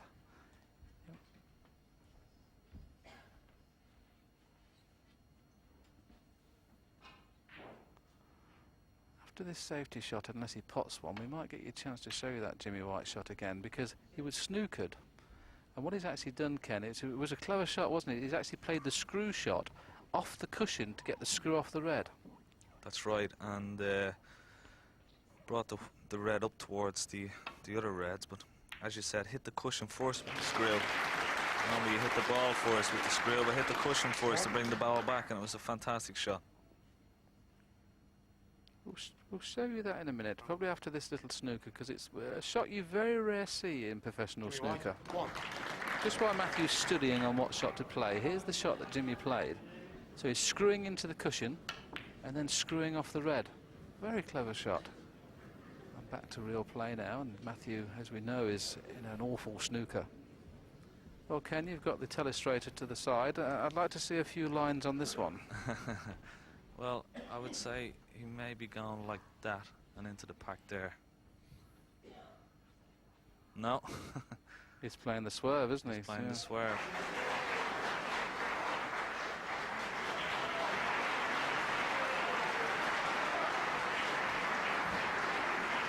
I agree with you, it looked an easier shot, but this is all about pace. The pink looks big. Foul, miss. Good call. Good call. Matthew actually, Ken, just looked up to the commentary box there. He felt that he'd hit the red first, but I just held my hand up to say. Now just watch, I don't know whether we can get Matthew's face here. There's the little flick, you see, just the pink first. Yes, Woody, you were dead right. Just clip the pink. See, there's Matthew looking up to, you watch him look up to the com box here, and I've just held my hand up, and that's why he's nodded his head, because I said we've seen it live and at this end of the table, and that's what Matthew acknowledged there. Yeah, it was tighter in. Sorry? Did these three? It's very difficult for a referee when more than a couple of balls have been moved, and I think it's just a case of getting them somewhere near, Ken. It's not that important. Yeah, absolutely. It doesn't really make much of a difference in this case because all the reds are more or less bunched together. Sorry? It's just that Matthew just wants to get the four reds to the left of the pink there, more in a little bit of a line. He actually didn't see the white kissing the pink because he was up the other end of the table, but there you see it just slightly kissed the pink just before the reds. It was a good call because watching it from that angle, it was, you know, almost simultaneous, which is still a foul shot, but it was very closer than I thought at the other angle. Yes, and because Matthew was down the other end of the table, he was probably the furthest point away from having a good vantage point of seeing the white hit the pink. Two of them are just discussing. That's what we have in snooker. The referee is allowed to ask Matthew, and Matthew is allowed to comment on where he thinks the red should be. So, the interesting thing in this, Ken, is that Jimmy's not moved out of his chair. That's where he's put the balls now. This is where they were before. So there's four reds in a line there. Now let's go back to where they are now. And there's yeah, they're not too bad. Not too bad. More or less the same, yeah. Matthew's just looking at the com box, and that's just about where they were. Actually, it was actually Matthew just glanced up to the commentary box and acknowledged that he obviously knows we were probably talking about, you know, where the balls were, and that we would have had a position to show that. So this is the shot that Ken's putting up on the screen now that he's trying to play.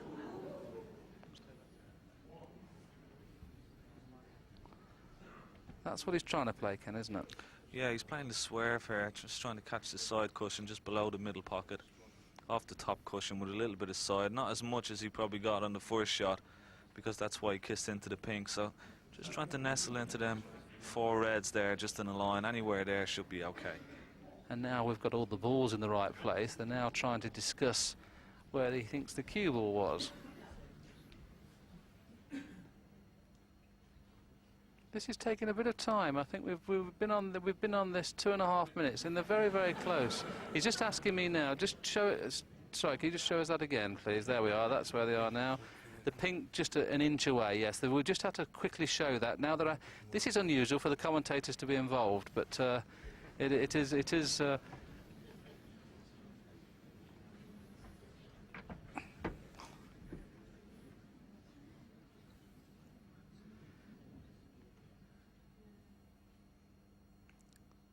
think that's better to have the balls right, Ken, than not right, isn't it? Absolutely, absolutely. I think you get a nice little round of applause if this goes right. Well, it took 3 minutes and 20 seconds to play that safety shot. I think Thorburn used to play on quicker than that. Good sportsmanship from both players.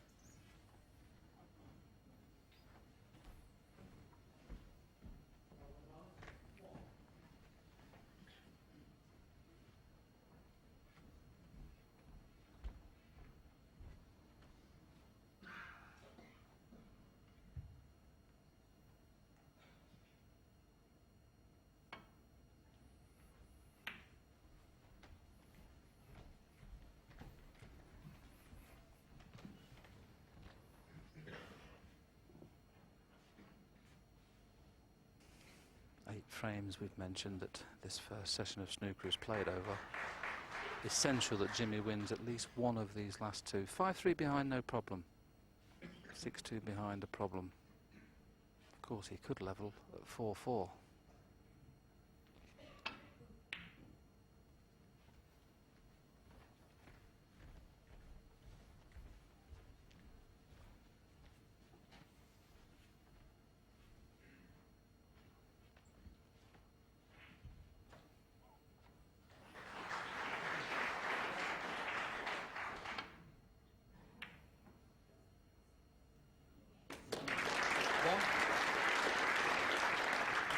He certainly picked that one out of the bag. Played it as a shot to nothing. Got a good white as well. And possibly put Jimmy back in a lot of trouble here. Just roll up behind the green. Matthew Stevens, 1.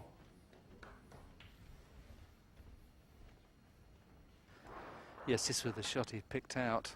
It's a cracker. As Ken mentioned, the weight of cue ball was the important thing, just in case he'd have missed it. And now it's Jimmy's turn to try and escape from tight under a ball.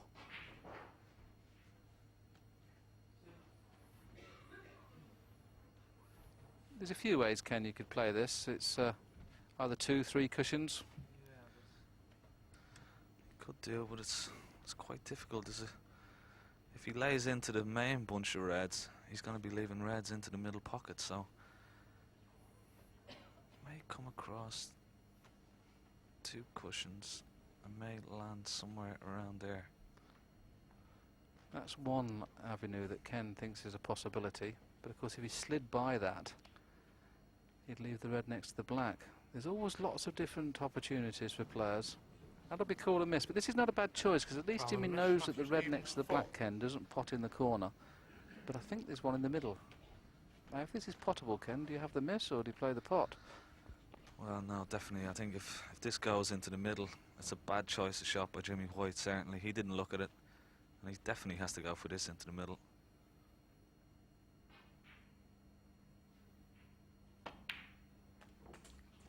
One. Well, I'm surprised with Jimmy there, Willie. He never came around to look at the red to see if he clipped the red that he was going to see would he be leaving anything this side of the table. As you see there, the red was available and Matthew potted it. So a little bit careless there from Jimmy White. Yeah, so very quickly Matthew coming around to look how to sort this little problem out with black, red and pink. So he'll be already thinking of pot the blue, pot the red, get the pink on its spot and then get rid of the red next to the black. So this is one of the few occasions where he'd be thinking more than one shot in advance. Or everybody thinks 2 shots in advance, but this time he's thinking at least 3. So it should be red, pink and then the red next to the black. That's what he's got in his mind. 6.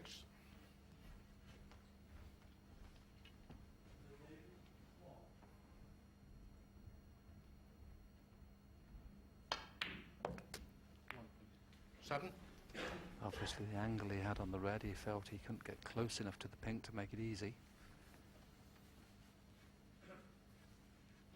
just off straight. Yeah, I think he still should have played for the pink, to be honest. Yes, Willie, but with the brown not being on its spot, this shot has been made an awful lot easier. Well, I thought he was going to play it straight up and down, but chose to use a little bit of side, coming off the side cushion, and still in a decent position. Once again, though, he keeps going up for the blue, and eventually he might get the wrong side, which is going to cause a problem, but as it is there, perfect. Now, will he play for the loose red? He's playing for the loose one this time. He knows that's the problem ball, but he's played it very poorly. He's come far too far down with the cue ball.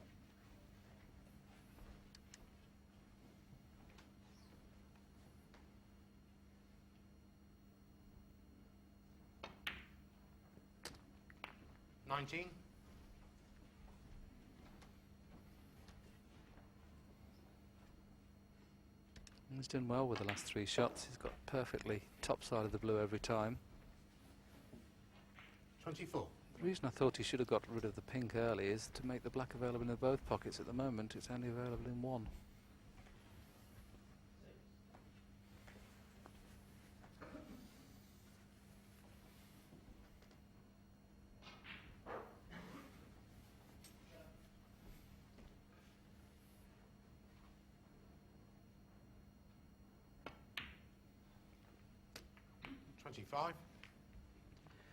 He feels he had a kick to alter the angle of the cue ball. He's disappointed. I don't think that was the bad shot. I think the previous shot was the bad one. Only a little bounce, Ken, but I think it did alter the path of the cue ball. Yes, Willie, and I think as he takes this pink into the corner, which is quite difficult. Maybe end of break. Looking at the red into the middle. There you see it. If he plays the pink and kisses the black on the spot, may have that red into the left-hand center pocket. But this pink isn't easy. This is a tough shot. Well, I think tickling behind the pink would be the better choice here. He's 23 points in front. Good putt. Will it reap the rewards it deserved? This was a tough putt. The fact that he was 4-2 in front, I think, may have possibly... If he was 4-2 behind, he may not have took that on. It's the right shot now. Well played. Yes, well, he's left a perfect angle if he wishes to take the pink now, split a few more reds and bring a few more into play. Just having a look to see what sort of cannon he's going to have to need on these reds. There you see the shot again into the middle. Inch perfect, and left the perfect angle of the pink when potting it into the middle to split up a few more reds. Yes, if he rolled it in, he'd lose the cue ball. He might play a little stun run through here just to take the pace out of the white so it stays in the middle of the table. So that's what he did, took the pace out of the white that you see there by holding it there. It's a clever little shot he played there. Little stun run through, you see, just to hold the white at this end. Perfect. And the pink, I think, pots in the opposite corner, so this is a definitely frame-winning opportunity. 39.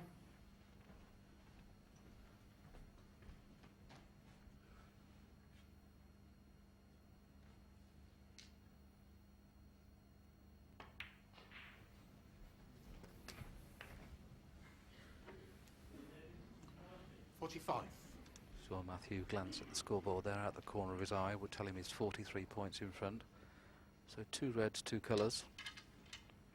Once again, look, doesn't like using the rest. The extension goes on. I think he was the first of the modern day players, Ken, to actually use this extra long extension. Yes, Willie.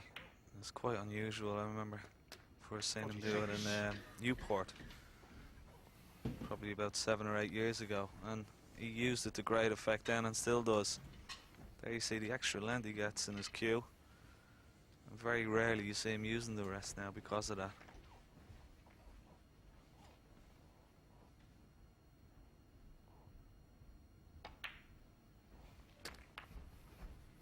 And the black and red will put him some 59 points in front, which means that he can still tie Jimmy. So another red needed after this one. So red colour red.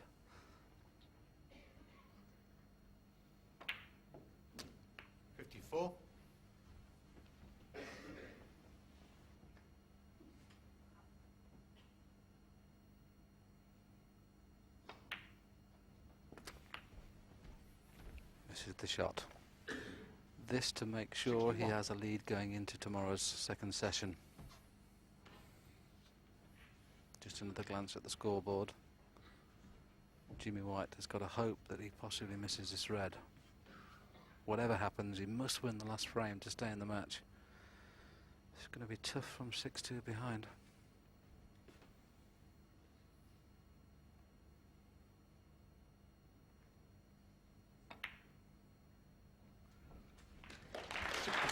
He looked brilliant in the first 2 frames, looked very shaky in the next 3.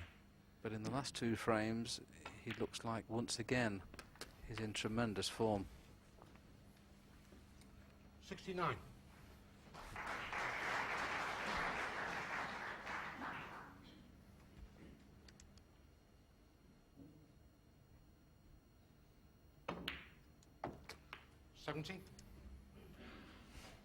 We thought we were going to have back-to-back centuries in frame 1 and 2. He missed an 84 in the second frame. We could possibly have back-to-back centuries here. Break of 113 in the last frame. Possible 110, 120 available here. 78.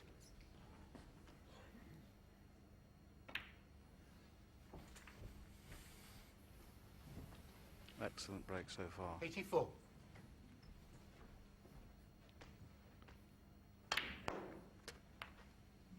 You may rue going up to the bought colour area, because it will now mean he needs the brown to make a century. If he'd have gone on to the pink or black, he could have got the century without the brown. Well, without trying to play position from brown to blue.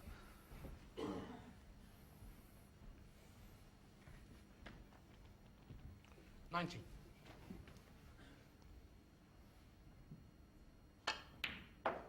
92.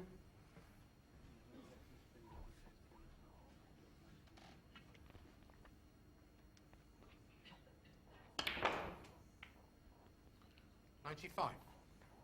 Now Rui went up for a bought colour, Ken, off that last red. Yeah, it's a little bit disappointing because another century that would have made 3 centuries so far in this session, and that's a fantastic standard for anybody. But unfortunately the brown hasn't gone in, and Matthew Stevens breaks down at 95. Jimmy just leaves the arena, and it's Matthew Stevens who takes a 5-frame-to-2 lead. A little bit concerned now. No, well, he would have certainly have been very happy to have been 2-2 at the interval, but now once again he's on the back foot. He's got to do something. Right, back to the commentary box. What do you think, guys? I'm with Steve all the way. I think it's very, very important for Jimmy to win this frame. I think from 6-2 behind, matches have been won many, many times over the best of 25. In commentary, we've talked to Ken and asked him whether he'd ever come back from 6-2 behind, and he couldn't remember, which obviously shows that it doesn't happen very often, because if he had been 6-2 behind and won, Ken, I'm sure he'd have remembered it. Yes, but on the same token, Willie, you know, a 6-2 gap is not a great gap, really. It's not something that you would concern yourself too much, although the way matches been playing, you don't want to be 6-2 behind someone like that. But still, with Jimmy's quality and the other top players' quality, over the best of 25 sessions, as I said, you can have one bad session maybe.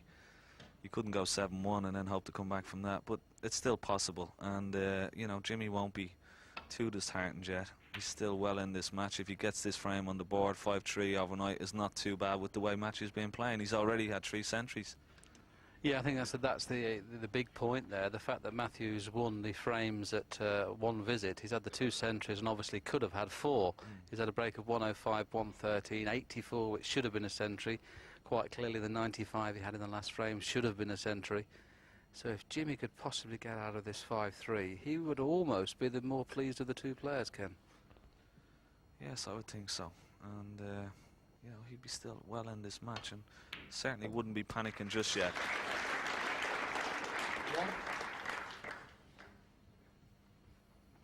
Very, very impressive potter, Matthew Stevens. Just look at this, straight into the heart of the pocket. Purposely played for black or bought colour, and look where he's finished, perfect on the black. Excellent shot.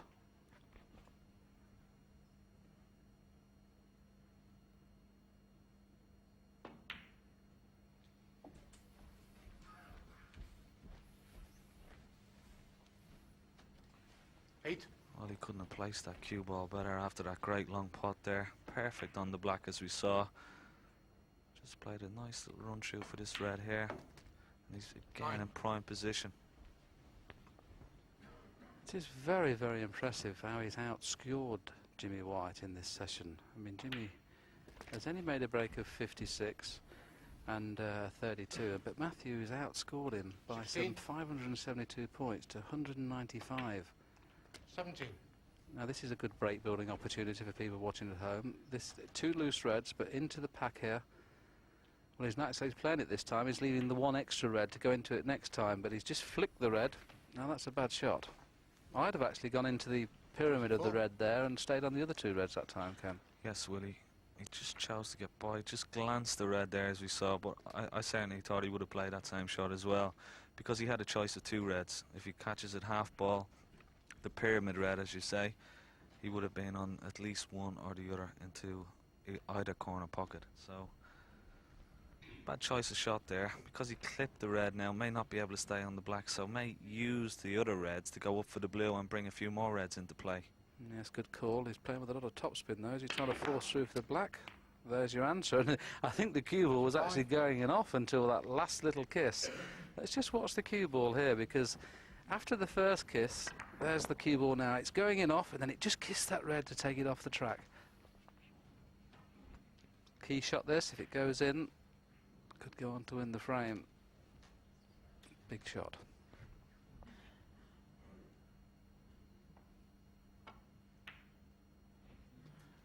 I detected half a kick there as well. We're getting a lot of strange contacts this afternoon.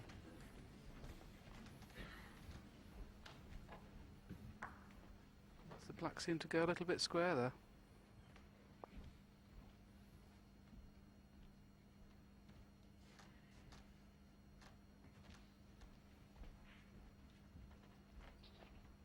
I think a few words about Jimmy Ken, the way that, having dropped out of the top 16 to have battled his way back and be provisionally at number 10 in the world again, just shows you what kind of appetite he's got for the game. But the only thing he's missing is, like we've seen there, now and again the easy shot has come into Jimmy's game where he does miss the easy shot. Yes, possibly, but as you say about his, there you just see the shot. Missed it just on the near side, but as you say about his attitude, you can't really question it. You go into the practice room, you see him there first thing, and you see him there all day. And I've done a few exhibitions with him in Ireland, and he just loves snooker, loves being around the crucible, loves playing, loves doing exhibitions, and that's why we still have him, and it's still great to see. I think he's an inspiration for everybody. Just reaching 40 very shortly. I think he reaches 40 this week sometime. He'll be disappointed today because he's had chances, especially in the first 2 or 3 frames, and didn't take them. And then he got back into the match at 2-2. He could have pinched frame 5, but since then, as he was in the first 2, he's been totally outplayed. And that's always a worrying side when your opponent's kind of bullying you around the table, not giving you a chance to settle. But we've mentioned if he gets out 5-3, he'd have had a result.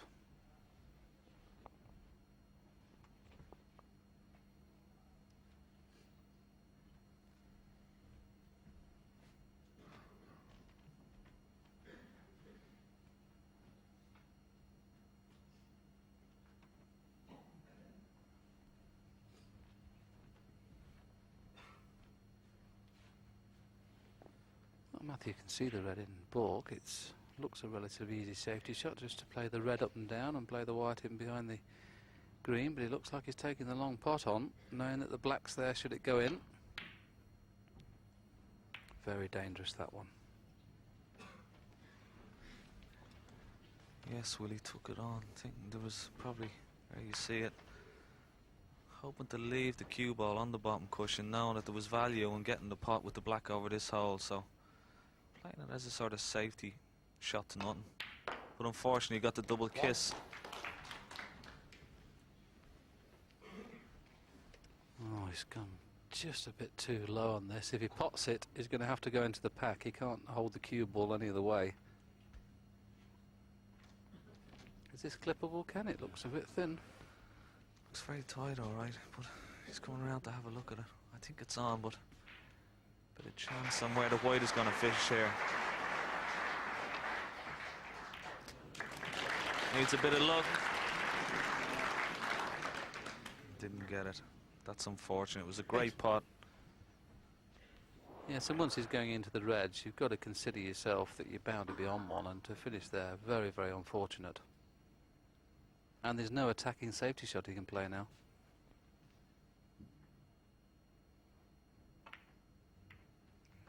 Jimmy White, 8. Well, that's another careless safety shot from Jimmy. He's left Matthew a choice of a red into the right centre. It's certainly not easy, but it's certainly a shot I think he's going to take on.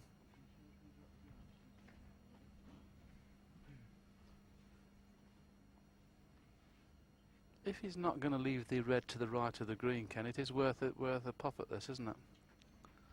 Absolutely, but I think he's just going to go full-blooded for it. I think he's looking at kissing the green maybe and being on the brown into the opposite pocket. And he's played it well. A bit like that call, Ken, a bit harder, would have kissed the green. Yeah. You played this game then? The odd time. Yes, it's wonderful to commentate with a player that kind of works out the shots that the players do all the time, and it's interesting to see a current day player talking about which way he would play the game. It's been a pleasure to have you in the commentary box this afternoon, Kent.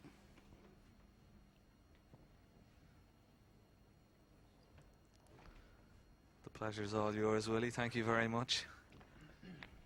Certainly enjoyable here, seeing it from a different perspective.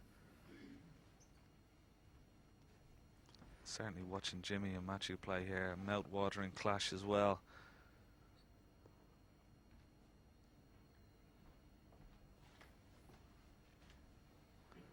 Little shake of the head, which we don't see too often from Jimmy.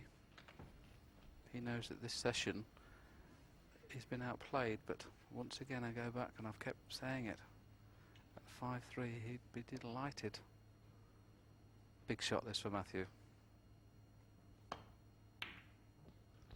Well, Jimmy, you've been waiting for a chance. This is your chance, albeit hampered.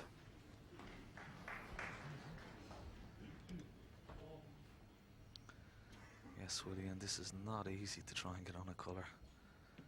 May have to just drop it in and play the brown into the opposite middle. But I don't know how he's going to get out for a colour here. That's, I feel, his only shot. Yeah, Matthew's been a bit lucky there, hasn't he?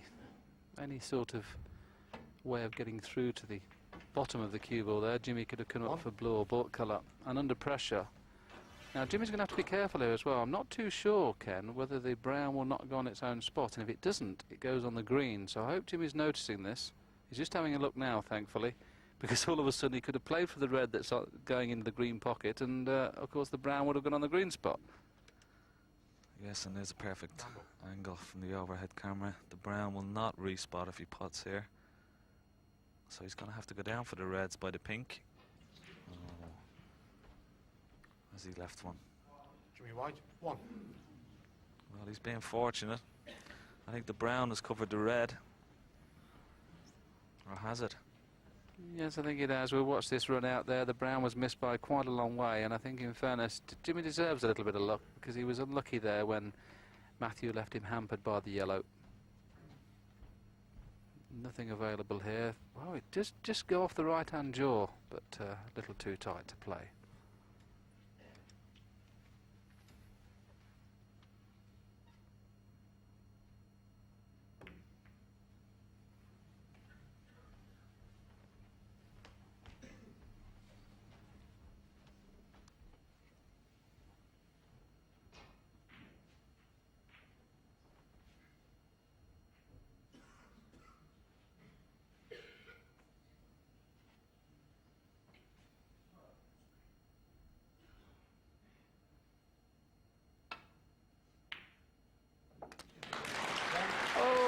The Sunday best.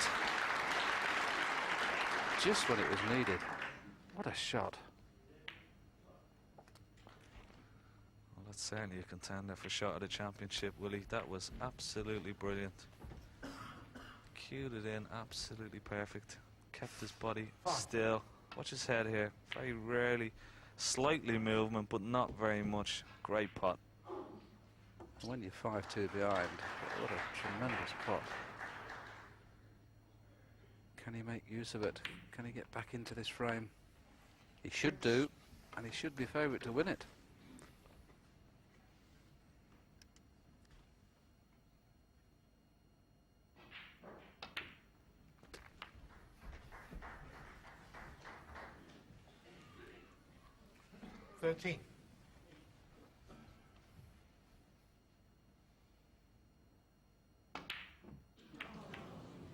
Oh, that is terrible cueing.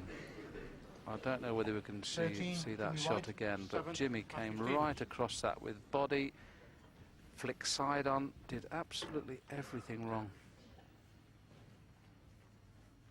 He'll be horrified at that, Ken. He's a lot of movement on that shot.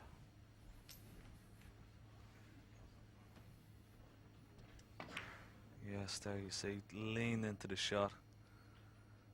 A lot of movement, as you said, and that's a bad miss. It's amazing because he got such a great pot to start off the break, and then goes and miss an easy one like that. And Matthew has just done the same.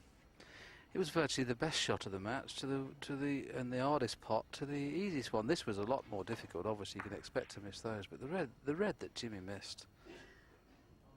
If he went on to lose this frame now, he'd be very disappointed. You can pot those and couldn't pot a straight red.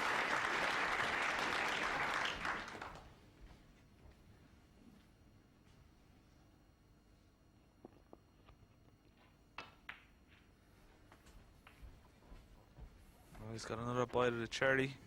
6. There you see the movement.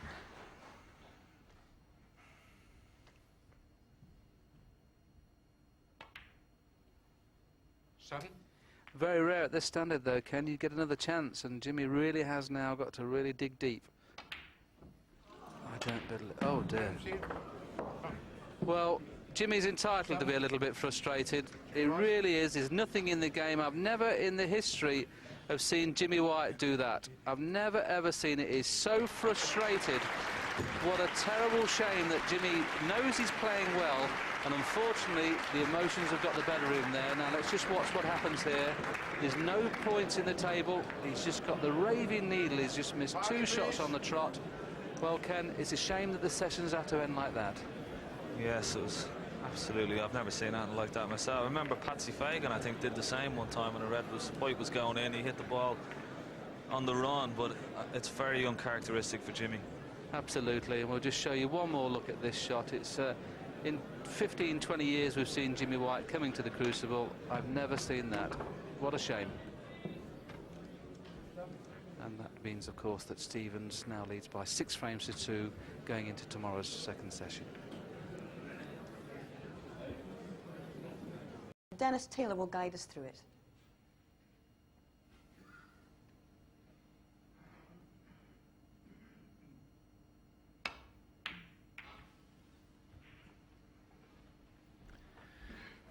Tried to stun in the red, rest the cue ball on the other reds and leave himself on the black.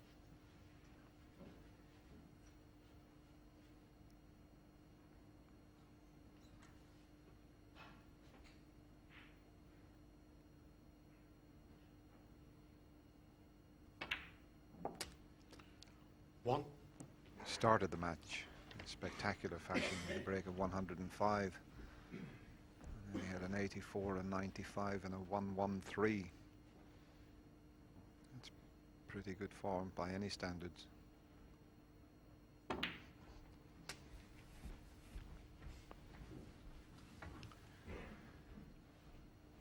Eight. Yes, amid all the hoo-ha about White conceding the last frame yesterday afternoon, the main reason 9 for the 6-2 scoreline is the quality of Stevens's performance. Very heavy scoring when he's got in, 14. albeit sometimes from White's mistakes. 15. Well, that looked as if it was going to stay out. That wobbled 2 or 3 times before going in the corner pocket there.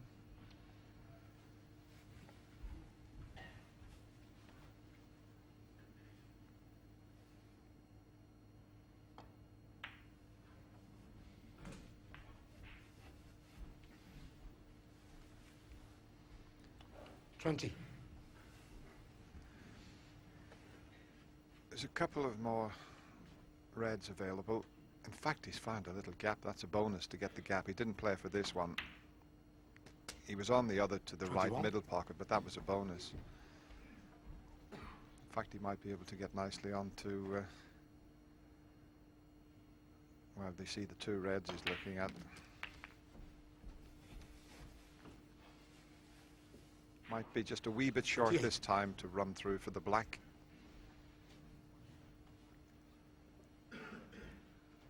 Straighter on this red would have been straightforward. He's going to cannon the other reds now.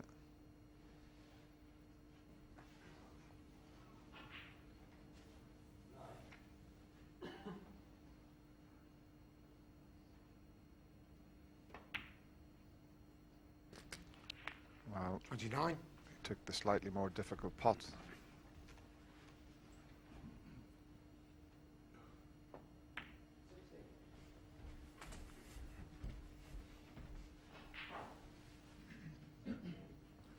$34.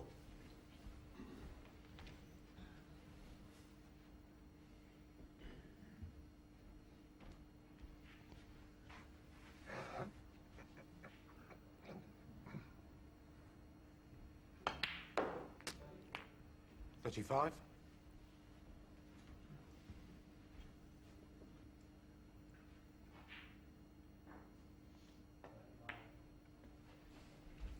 It's hard to believe, Clive, that someone with Matthew's ability has never won a ranking tournament yet. I mean, he's such a magnificent cueist. 41. Yes, very fluent. Scores very heavily.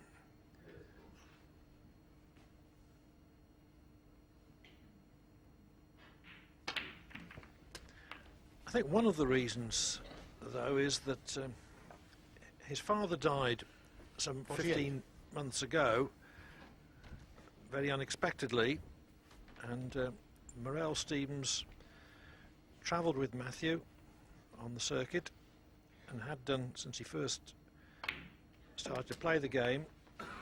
49. And as well as the natural period of getting over bereavement, there was a further period, I think, of when he felt very keenly the loss of his father's support out there on the circuit. So I think that's one of the reasons, perhaps the main reason, why Matthew Stevens hasn't done as well in the last 15 months as perhaps he might have done.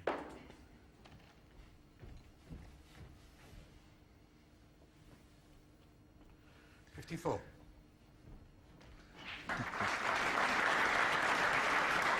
He's just held his hand up. He didn't play for this red, but he'll take it. He's dropped absolutely plumb on it. 55. So he's starting this match exactly, or this session exactly the way he started the match, and there's absolutely nothing Jimmy can do about this.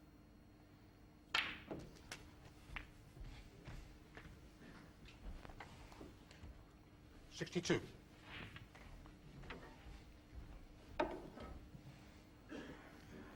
The whole country would love this man to win the Embassy World Championship, but the standard that the young players are producing makes it so difficult for him to keep winning matches. He's quite capable, but these young fellas, they're a bit special.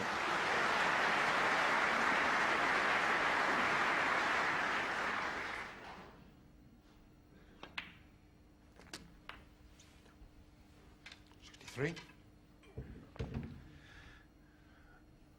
Only has to pot the black, and white would need a snooker.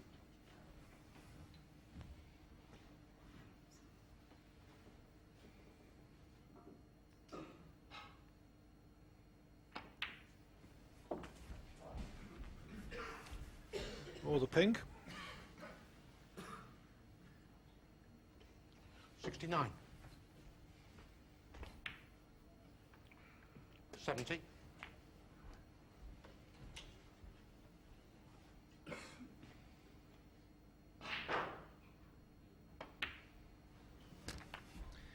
Stevens' only performance of note in the second half of last season 77. was a run to the semi-finals here, 78. following finishing runner-up to Mark Williams in the 2000 championship. And he is one of those players 85. who really seems to be a little bit better in the longer matches. 86. Out there on the circuit for most of the season, the staple fare is best of 9, where the end is more or less in sight from the beginning. But here, it's best of 19 in the first round, then best of 25 over 3 sessions. 91. So, certainly for the first session, he can just play without really thinking about the result. Anyway, one chance was all he needed in the day's opening frame. He made 91 from it and increases his lead to 7-2. Yes, not the start that Jimmy would have wanted. Matthews snuffing out the chances for the whirlwind with that break of 91. So would fortunes change in the 10th? It's white at the table, leading by 19 points. 1.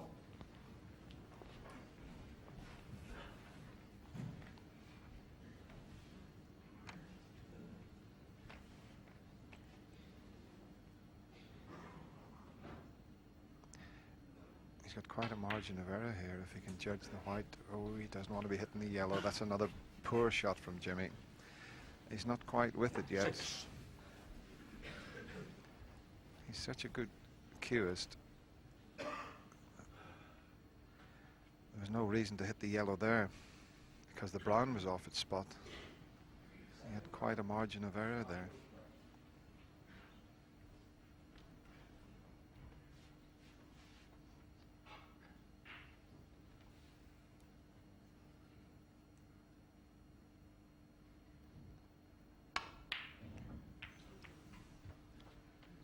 Jimmy White, 6. Still not happening for Jimmy. He's getting the chances, but he's just not taking them.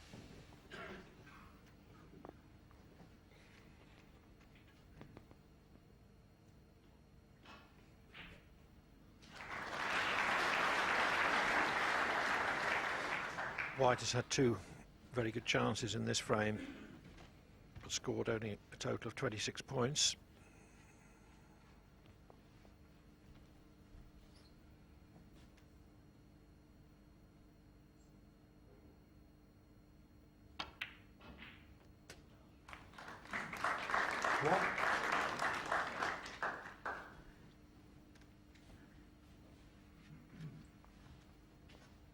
But he must now wait uncomfortably to see whether Stevens wins the frame in a single visit. And he's won 5 such frames already in this match.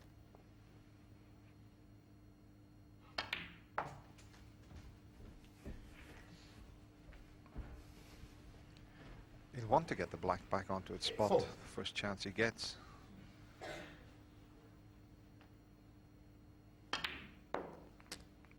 Five. Not the best positional shot that Matthews ever played. He's just slightly the wrong side of the blue. His plan there was to be the other side of the blue, pot the blue, then the red to the left of the black spot, get the black back on its spot.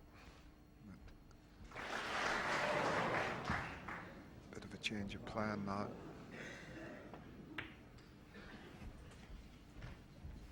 You can still get onto the black, I think, off this red into the right corner. 10. You can stun in behind it. I'm not sure what the angle's like. Yeah, it's, well, he might not be able to hold for the black. Might be the blue again. No, he played it very well. Slow stun. Very delicately played there.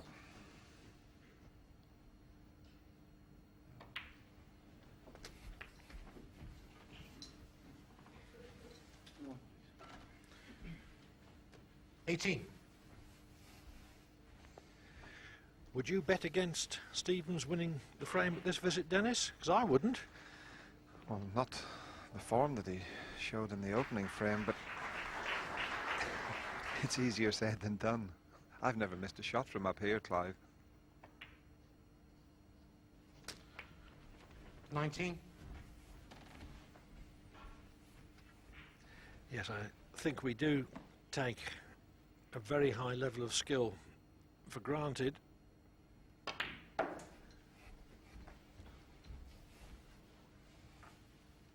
$24.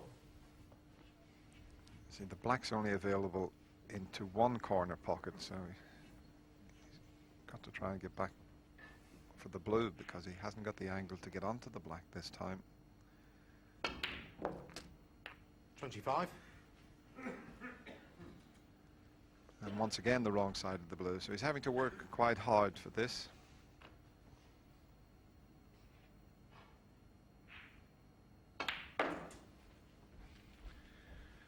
Straight-ish angle on the blue, but the table is so fast. It was easy for Stevens to get up and down. 31.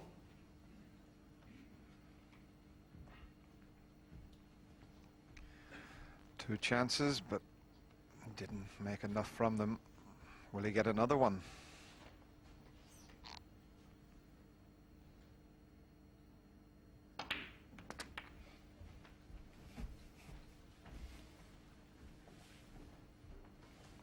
$38.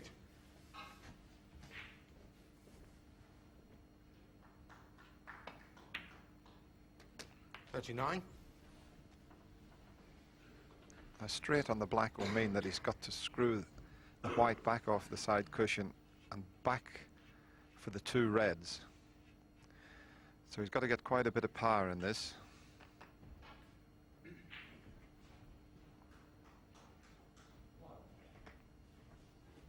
He'd like to screw back off the cushion and get over past the red somewhere near the circle to leave either the two or the one to the middle.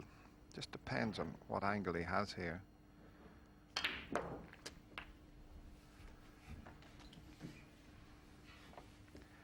It's a little 46. bit thinner now, this one into the middle pocket.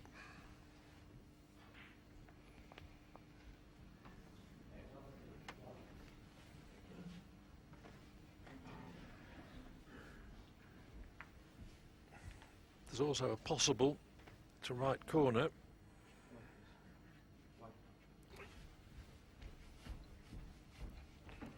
Stevens asking the referee, Peter Williamson, to clean the cue ball. Possibly because playing a thin cut, he thinks there's more chance of a kick.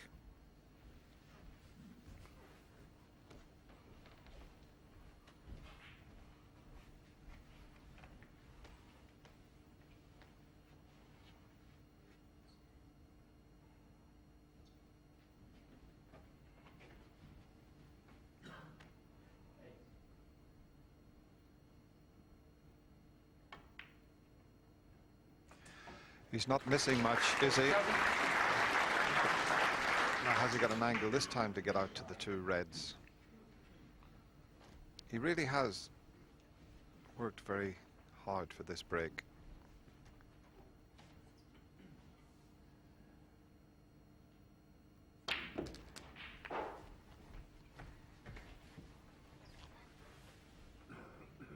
$54. A red and a black would leave Jimmy needing a snooker, but he'll have to play for the blue this time, so he's going to need the other red.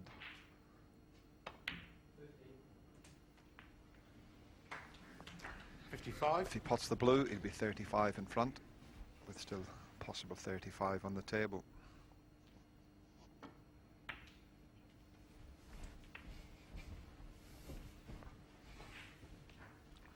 $60. This red then would effectively make sure of an 8-2 lead.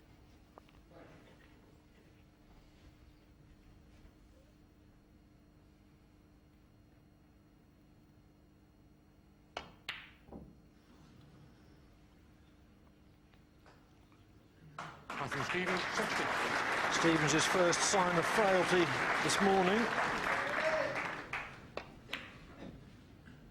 Middle distance red, usually knocks those in. Still 35 in front with only 35 on. It's amazing how that ball you need to clinch a frame. There must be something in your subconscious. It's always there, and it causes you just to well, not really lose concentration. But oh, that white's going close to the corner. This could be the end of this frame. Foul. Matthew Stevens, 4. That was a pity, because had the cue ball not crept in, he had Stevens snookered.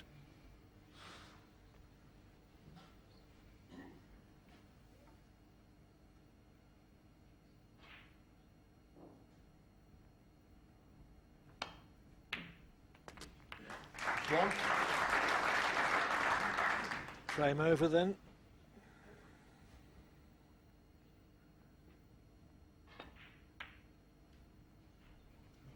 Matthew Stevens, 1 on the frame. Matthew Stevens. Matthew Stevens leads Jimmy White by 8 frames to 2. No signs of a revival yet then. Matthew Stevens just not allowing Jimmy back into this match. Well, the next frame was a very important one for White, and not for obvious reasons, as our snooker anoraks will explain. This is a real nugget. Did you know this frame holds great statistical significance for Jimmy White, but it's extremely doubtful that he knows it. It's his 1,445th at the Crucible. Yes, and that's one more than the previous record held by our own Steve Davis. Understandably, they didn't want to be identified. Yes, but that sense of history didn't help the whirlwind. He lost the 11th as well. White did pull it back to 9-3 in the last frame of the session, but now in the 13th, he's in more trouble, already trailing by 41 points.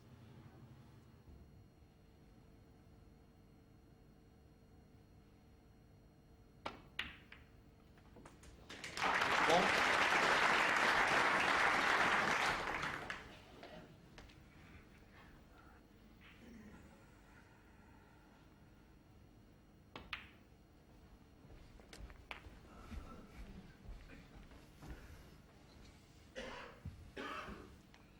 Seven.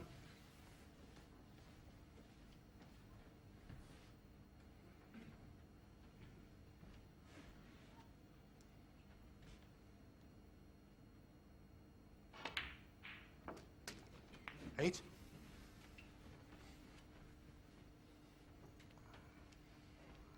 Well, he might have left himself a bit straight on the black. The red at the back of the little triangle of reds around the pink spots available, but he wanted the white a little bit further up the table just to punch the black in and drop on that. He's going to have to screw back. Well, he had a little bit of angle to work with, and looks as if he can still just get to the potting angle.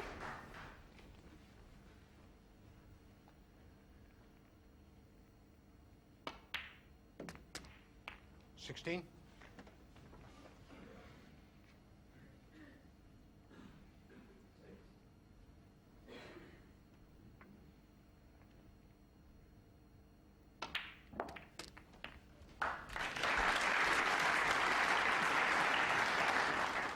$22.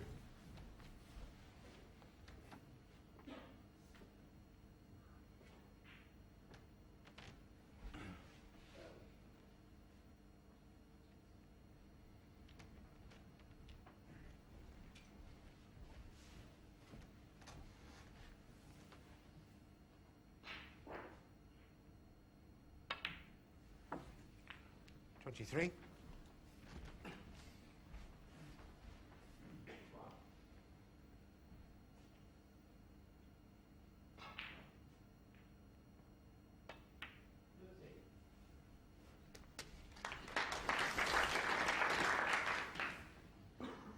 $29.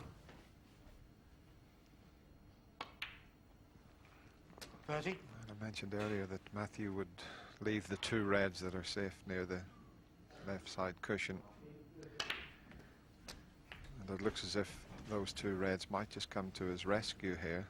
36.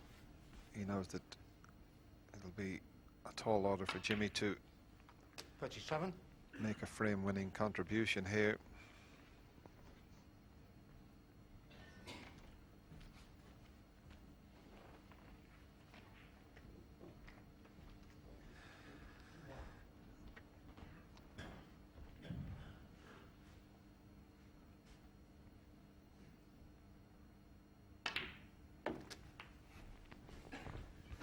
Poor shot. That was a 44. lapse in concentration because Jimmy had wandered round the table, was wondering how he was going to go about the two safe reds, and now he's going to have to take a double on if he's to keep this break going. And there's a good chance he could play this double and possibly finish on the yellow, and if he missed it he could leave things relatively safe. So it's one of those instances where the double could prove very useful. Wasn't what he intended.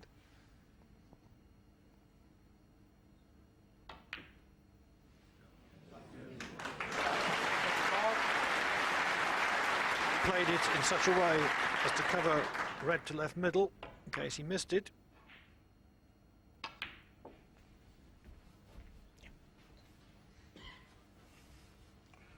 $47.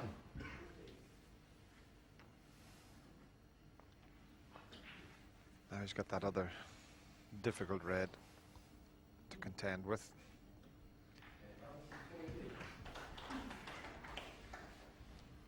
Did he play for the blue?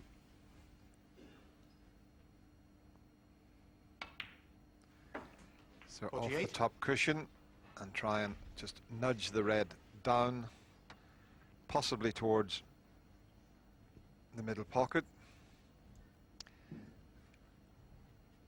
It's not a natural angle now. He's going to have to force it a little bit. But he's definitely got to take the blue on, I feel, and give himself a chance to move that red.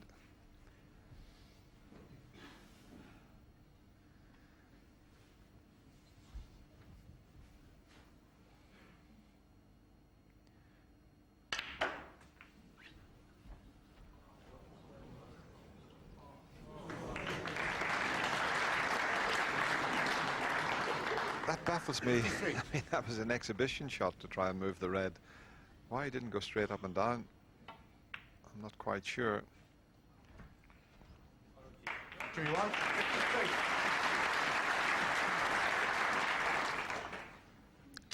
53. Into a 12-point lead, but not the decisive contribution he was hoping for.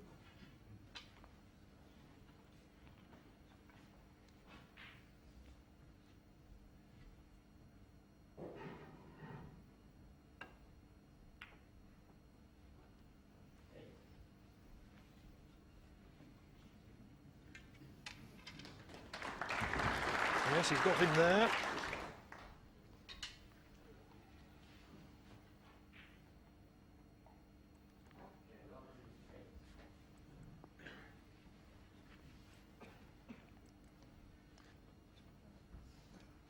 He'll want to hit this from behind if possible.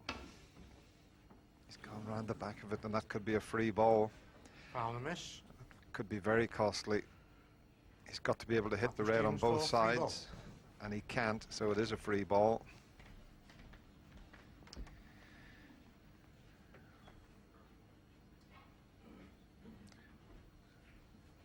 The non-defender been able to hit both edges of the ball on, so Stevens nominates yellow as his extra red.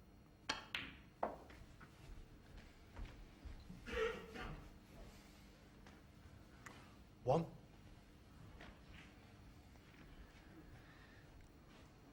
And he's perfect on the blue. He can go up either side of pink or black to get onto this last red. Is he gone a bit too hard? 6. I think he might just be okay. Just. 7. Wrong angle on the pink, so it'll be black to get up towards the yellow.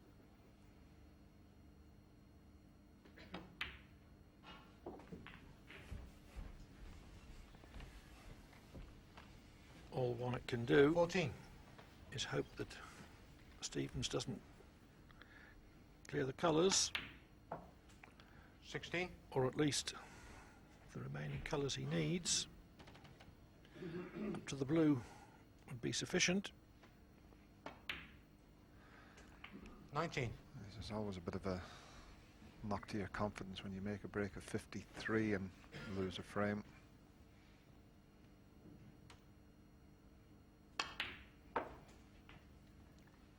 23.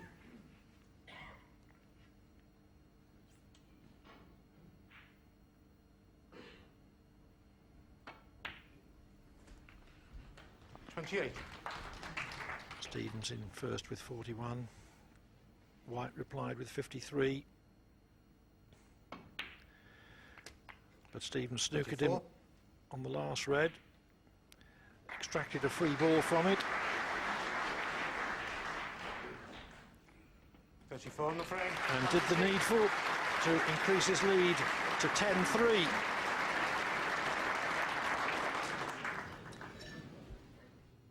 And the writing does seem to be on the wall, doesn't it, for the Whirlwind. Thereafter, breaks of 105 and 63 put the Welshman 12-3 in front. And he just needs the 16th frame now to book his place in the quarter-final. White at the table, 15 points apiece.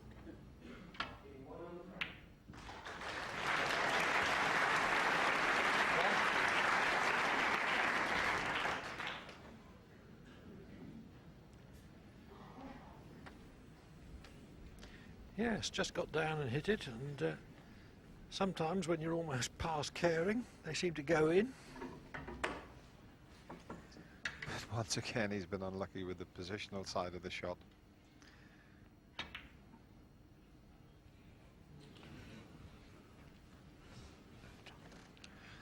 Yes, I think Jimmy, he definitely wants to get out of the crucible, and he really hasn't performed, as you mentioned earlier, Clive, against Dominic Dale. Although we won 10-2, it wasn't the Jimmy White that we've seen earlier in the season. He just hasn't been able to get his form going here this year.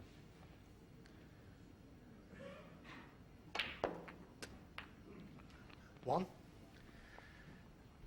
It's some crumb of consolation that he's definitely going to be ranked in the top 16 in the end of season rankings, so he'll be back here next year. And that in itself is quite an achievement, to get back into the top 16. Very few players have ever managed that, Clive.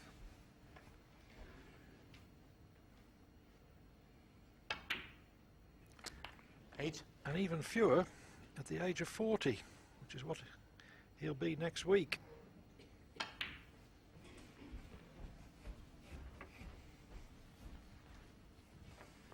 He was the oldest competitor in the field here, having started out as the youngest back in 1981. Matthew Stevens, 14. Stevens misses unexpectedly.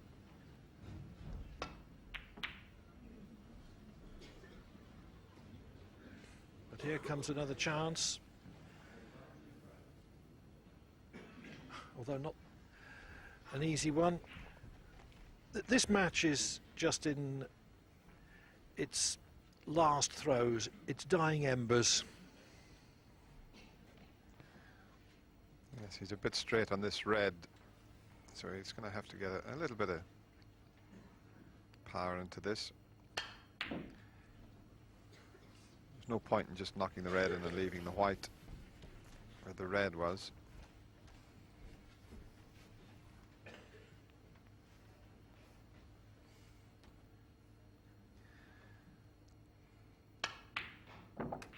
One.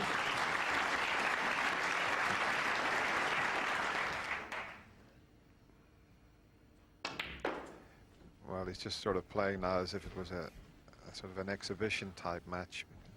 6.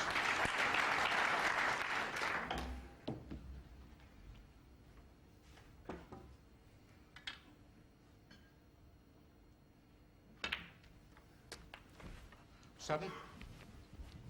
So maybe, just maybe, Jimmy White will be returning to the Crucible Theatre. If he wins this frame, he'll have to come back for the evening session. 14. If he loses, 15. he'll have to wait till next year.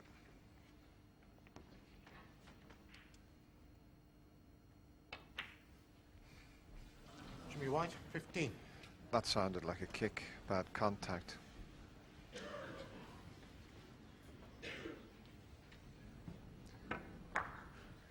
Well, whether it was or not, doesn't really matter. White has won only one frame since it was 2-all.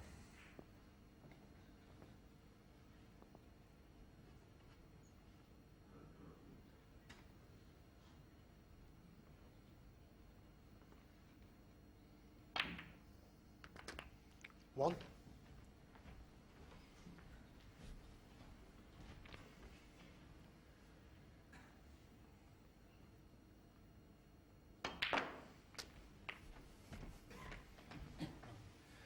And it's a long, hard slog, 17 days at the Crucible Theatre. Jimmy won't be taking part for much longer, but if Matthew can clinch this frame, always nice to get a session off.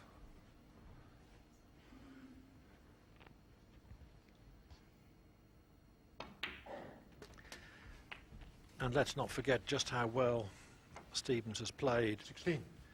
He scored extremely heavily, making 3 centuries and a couple of 90s.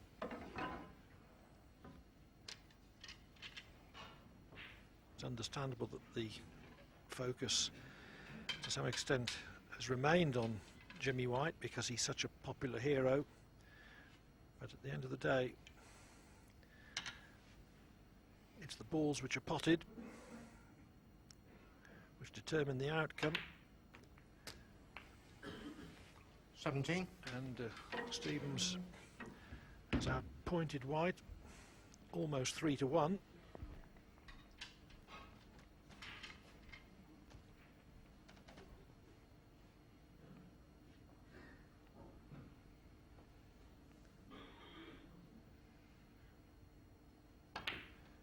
He's going to need that difficult green, so he wants a bit of angle here on the yellow. 24. I don't think he's got it. He'll have to screw straight back past the white, unless he could force it round. I couldn't do much with that. So 24 in front. There's still 25 on the table. Just needs the green.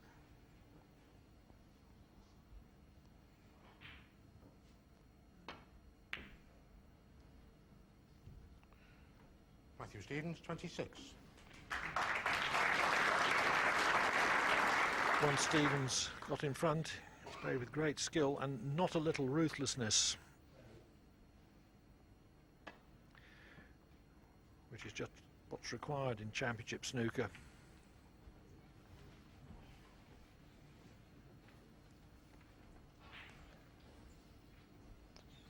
It's very, very tight as to whether the green passes the brown.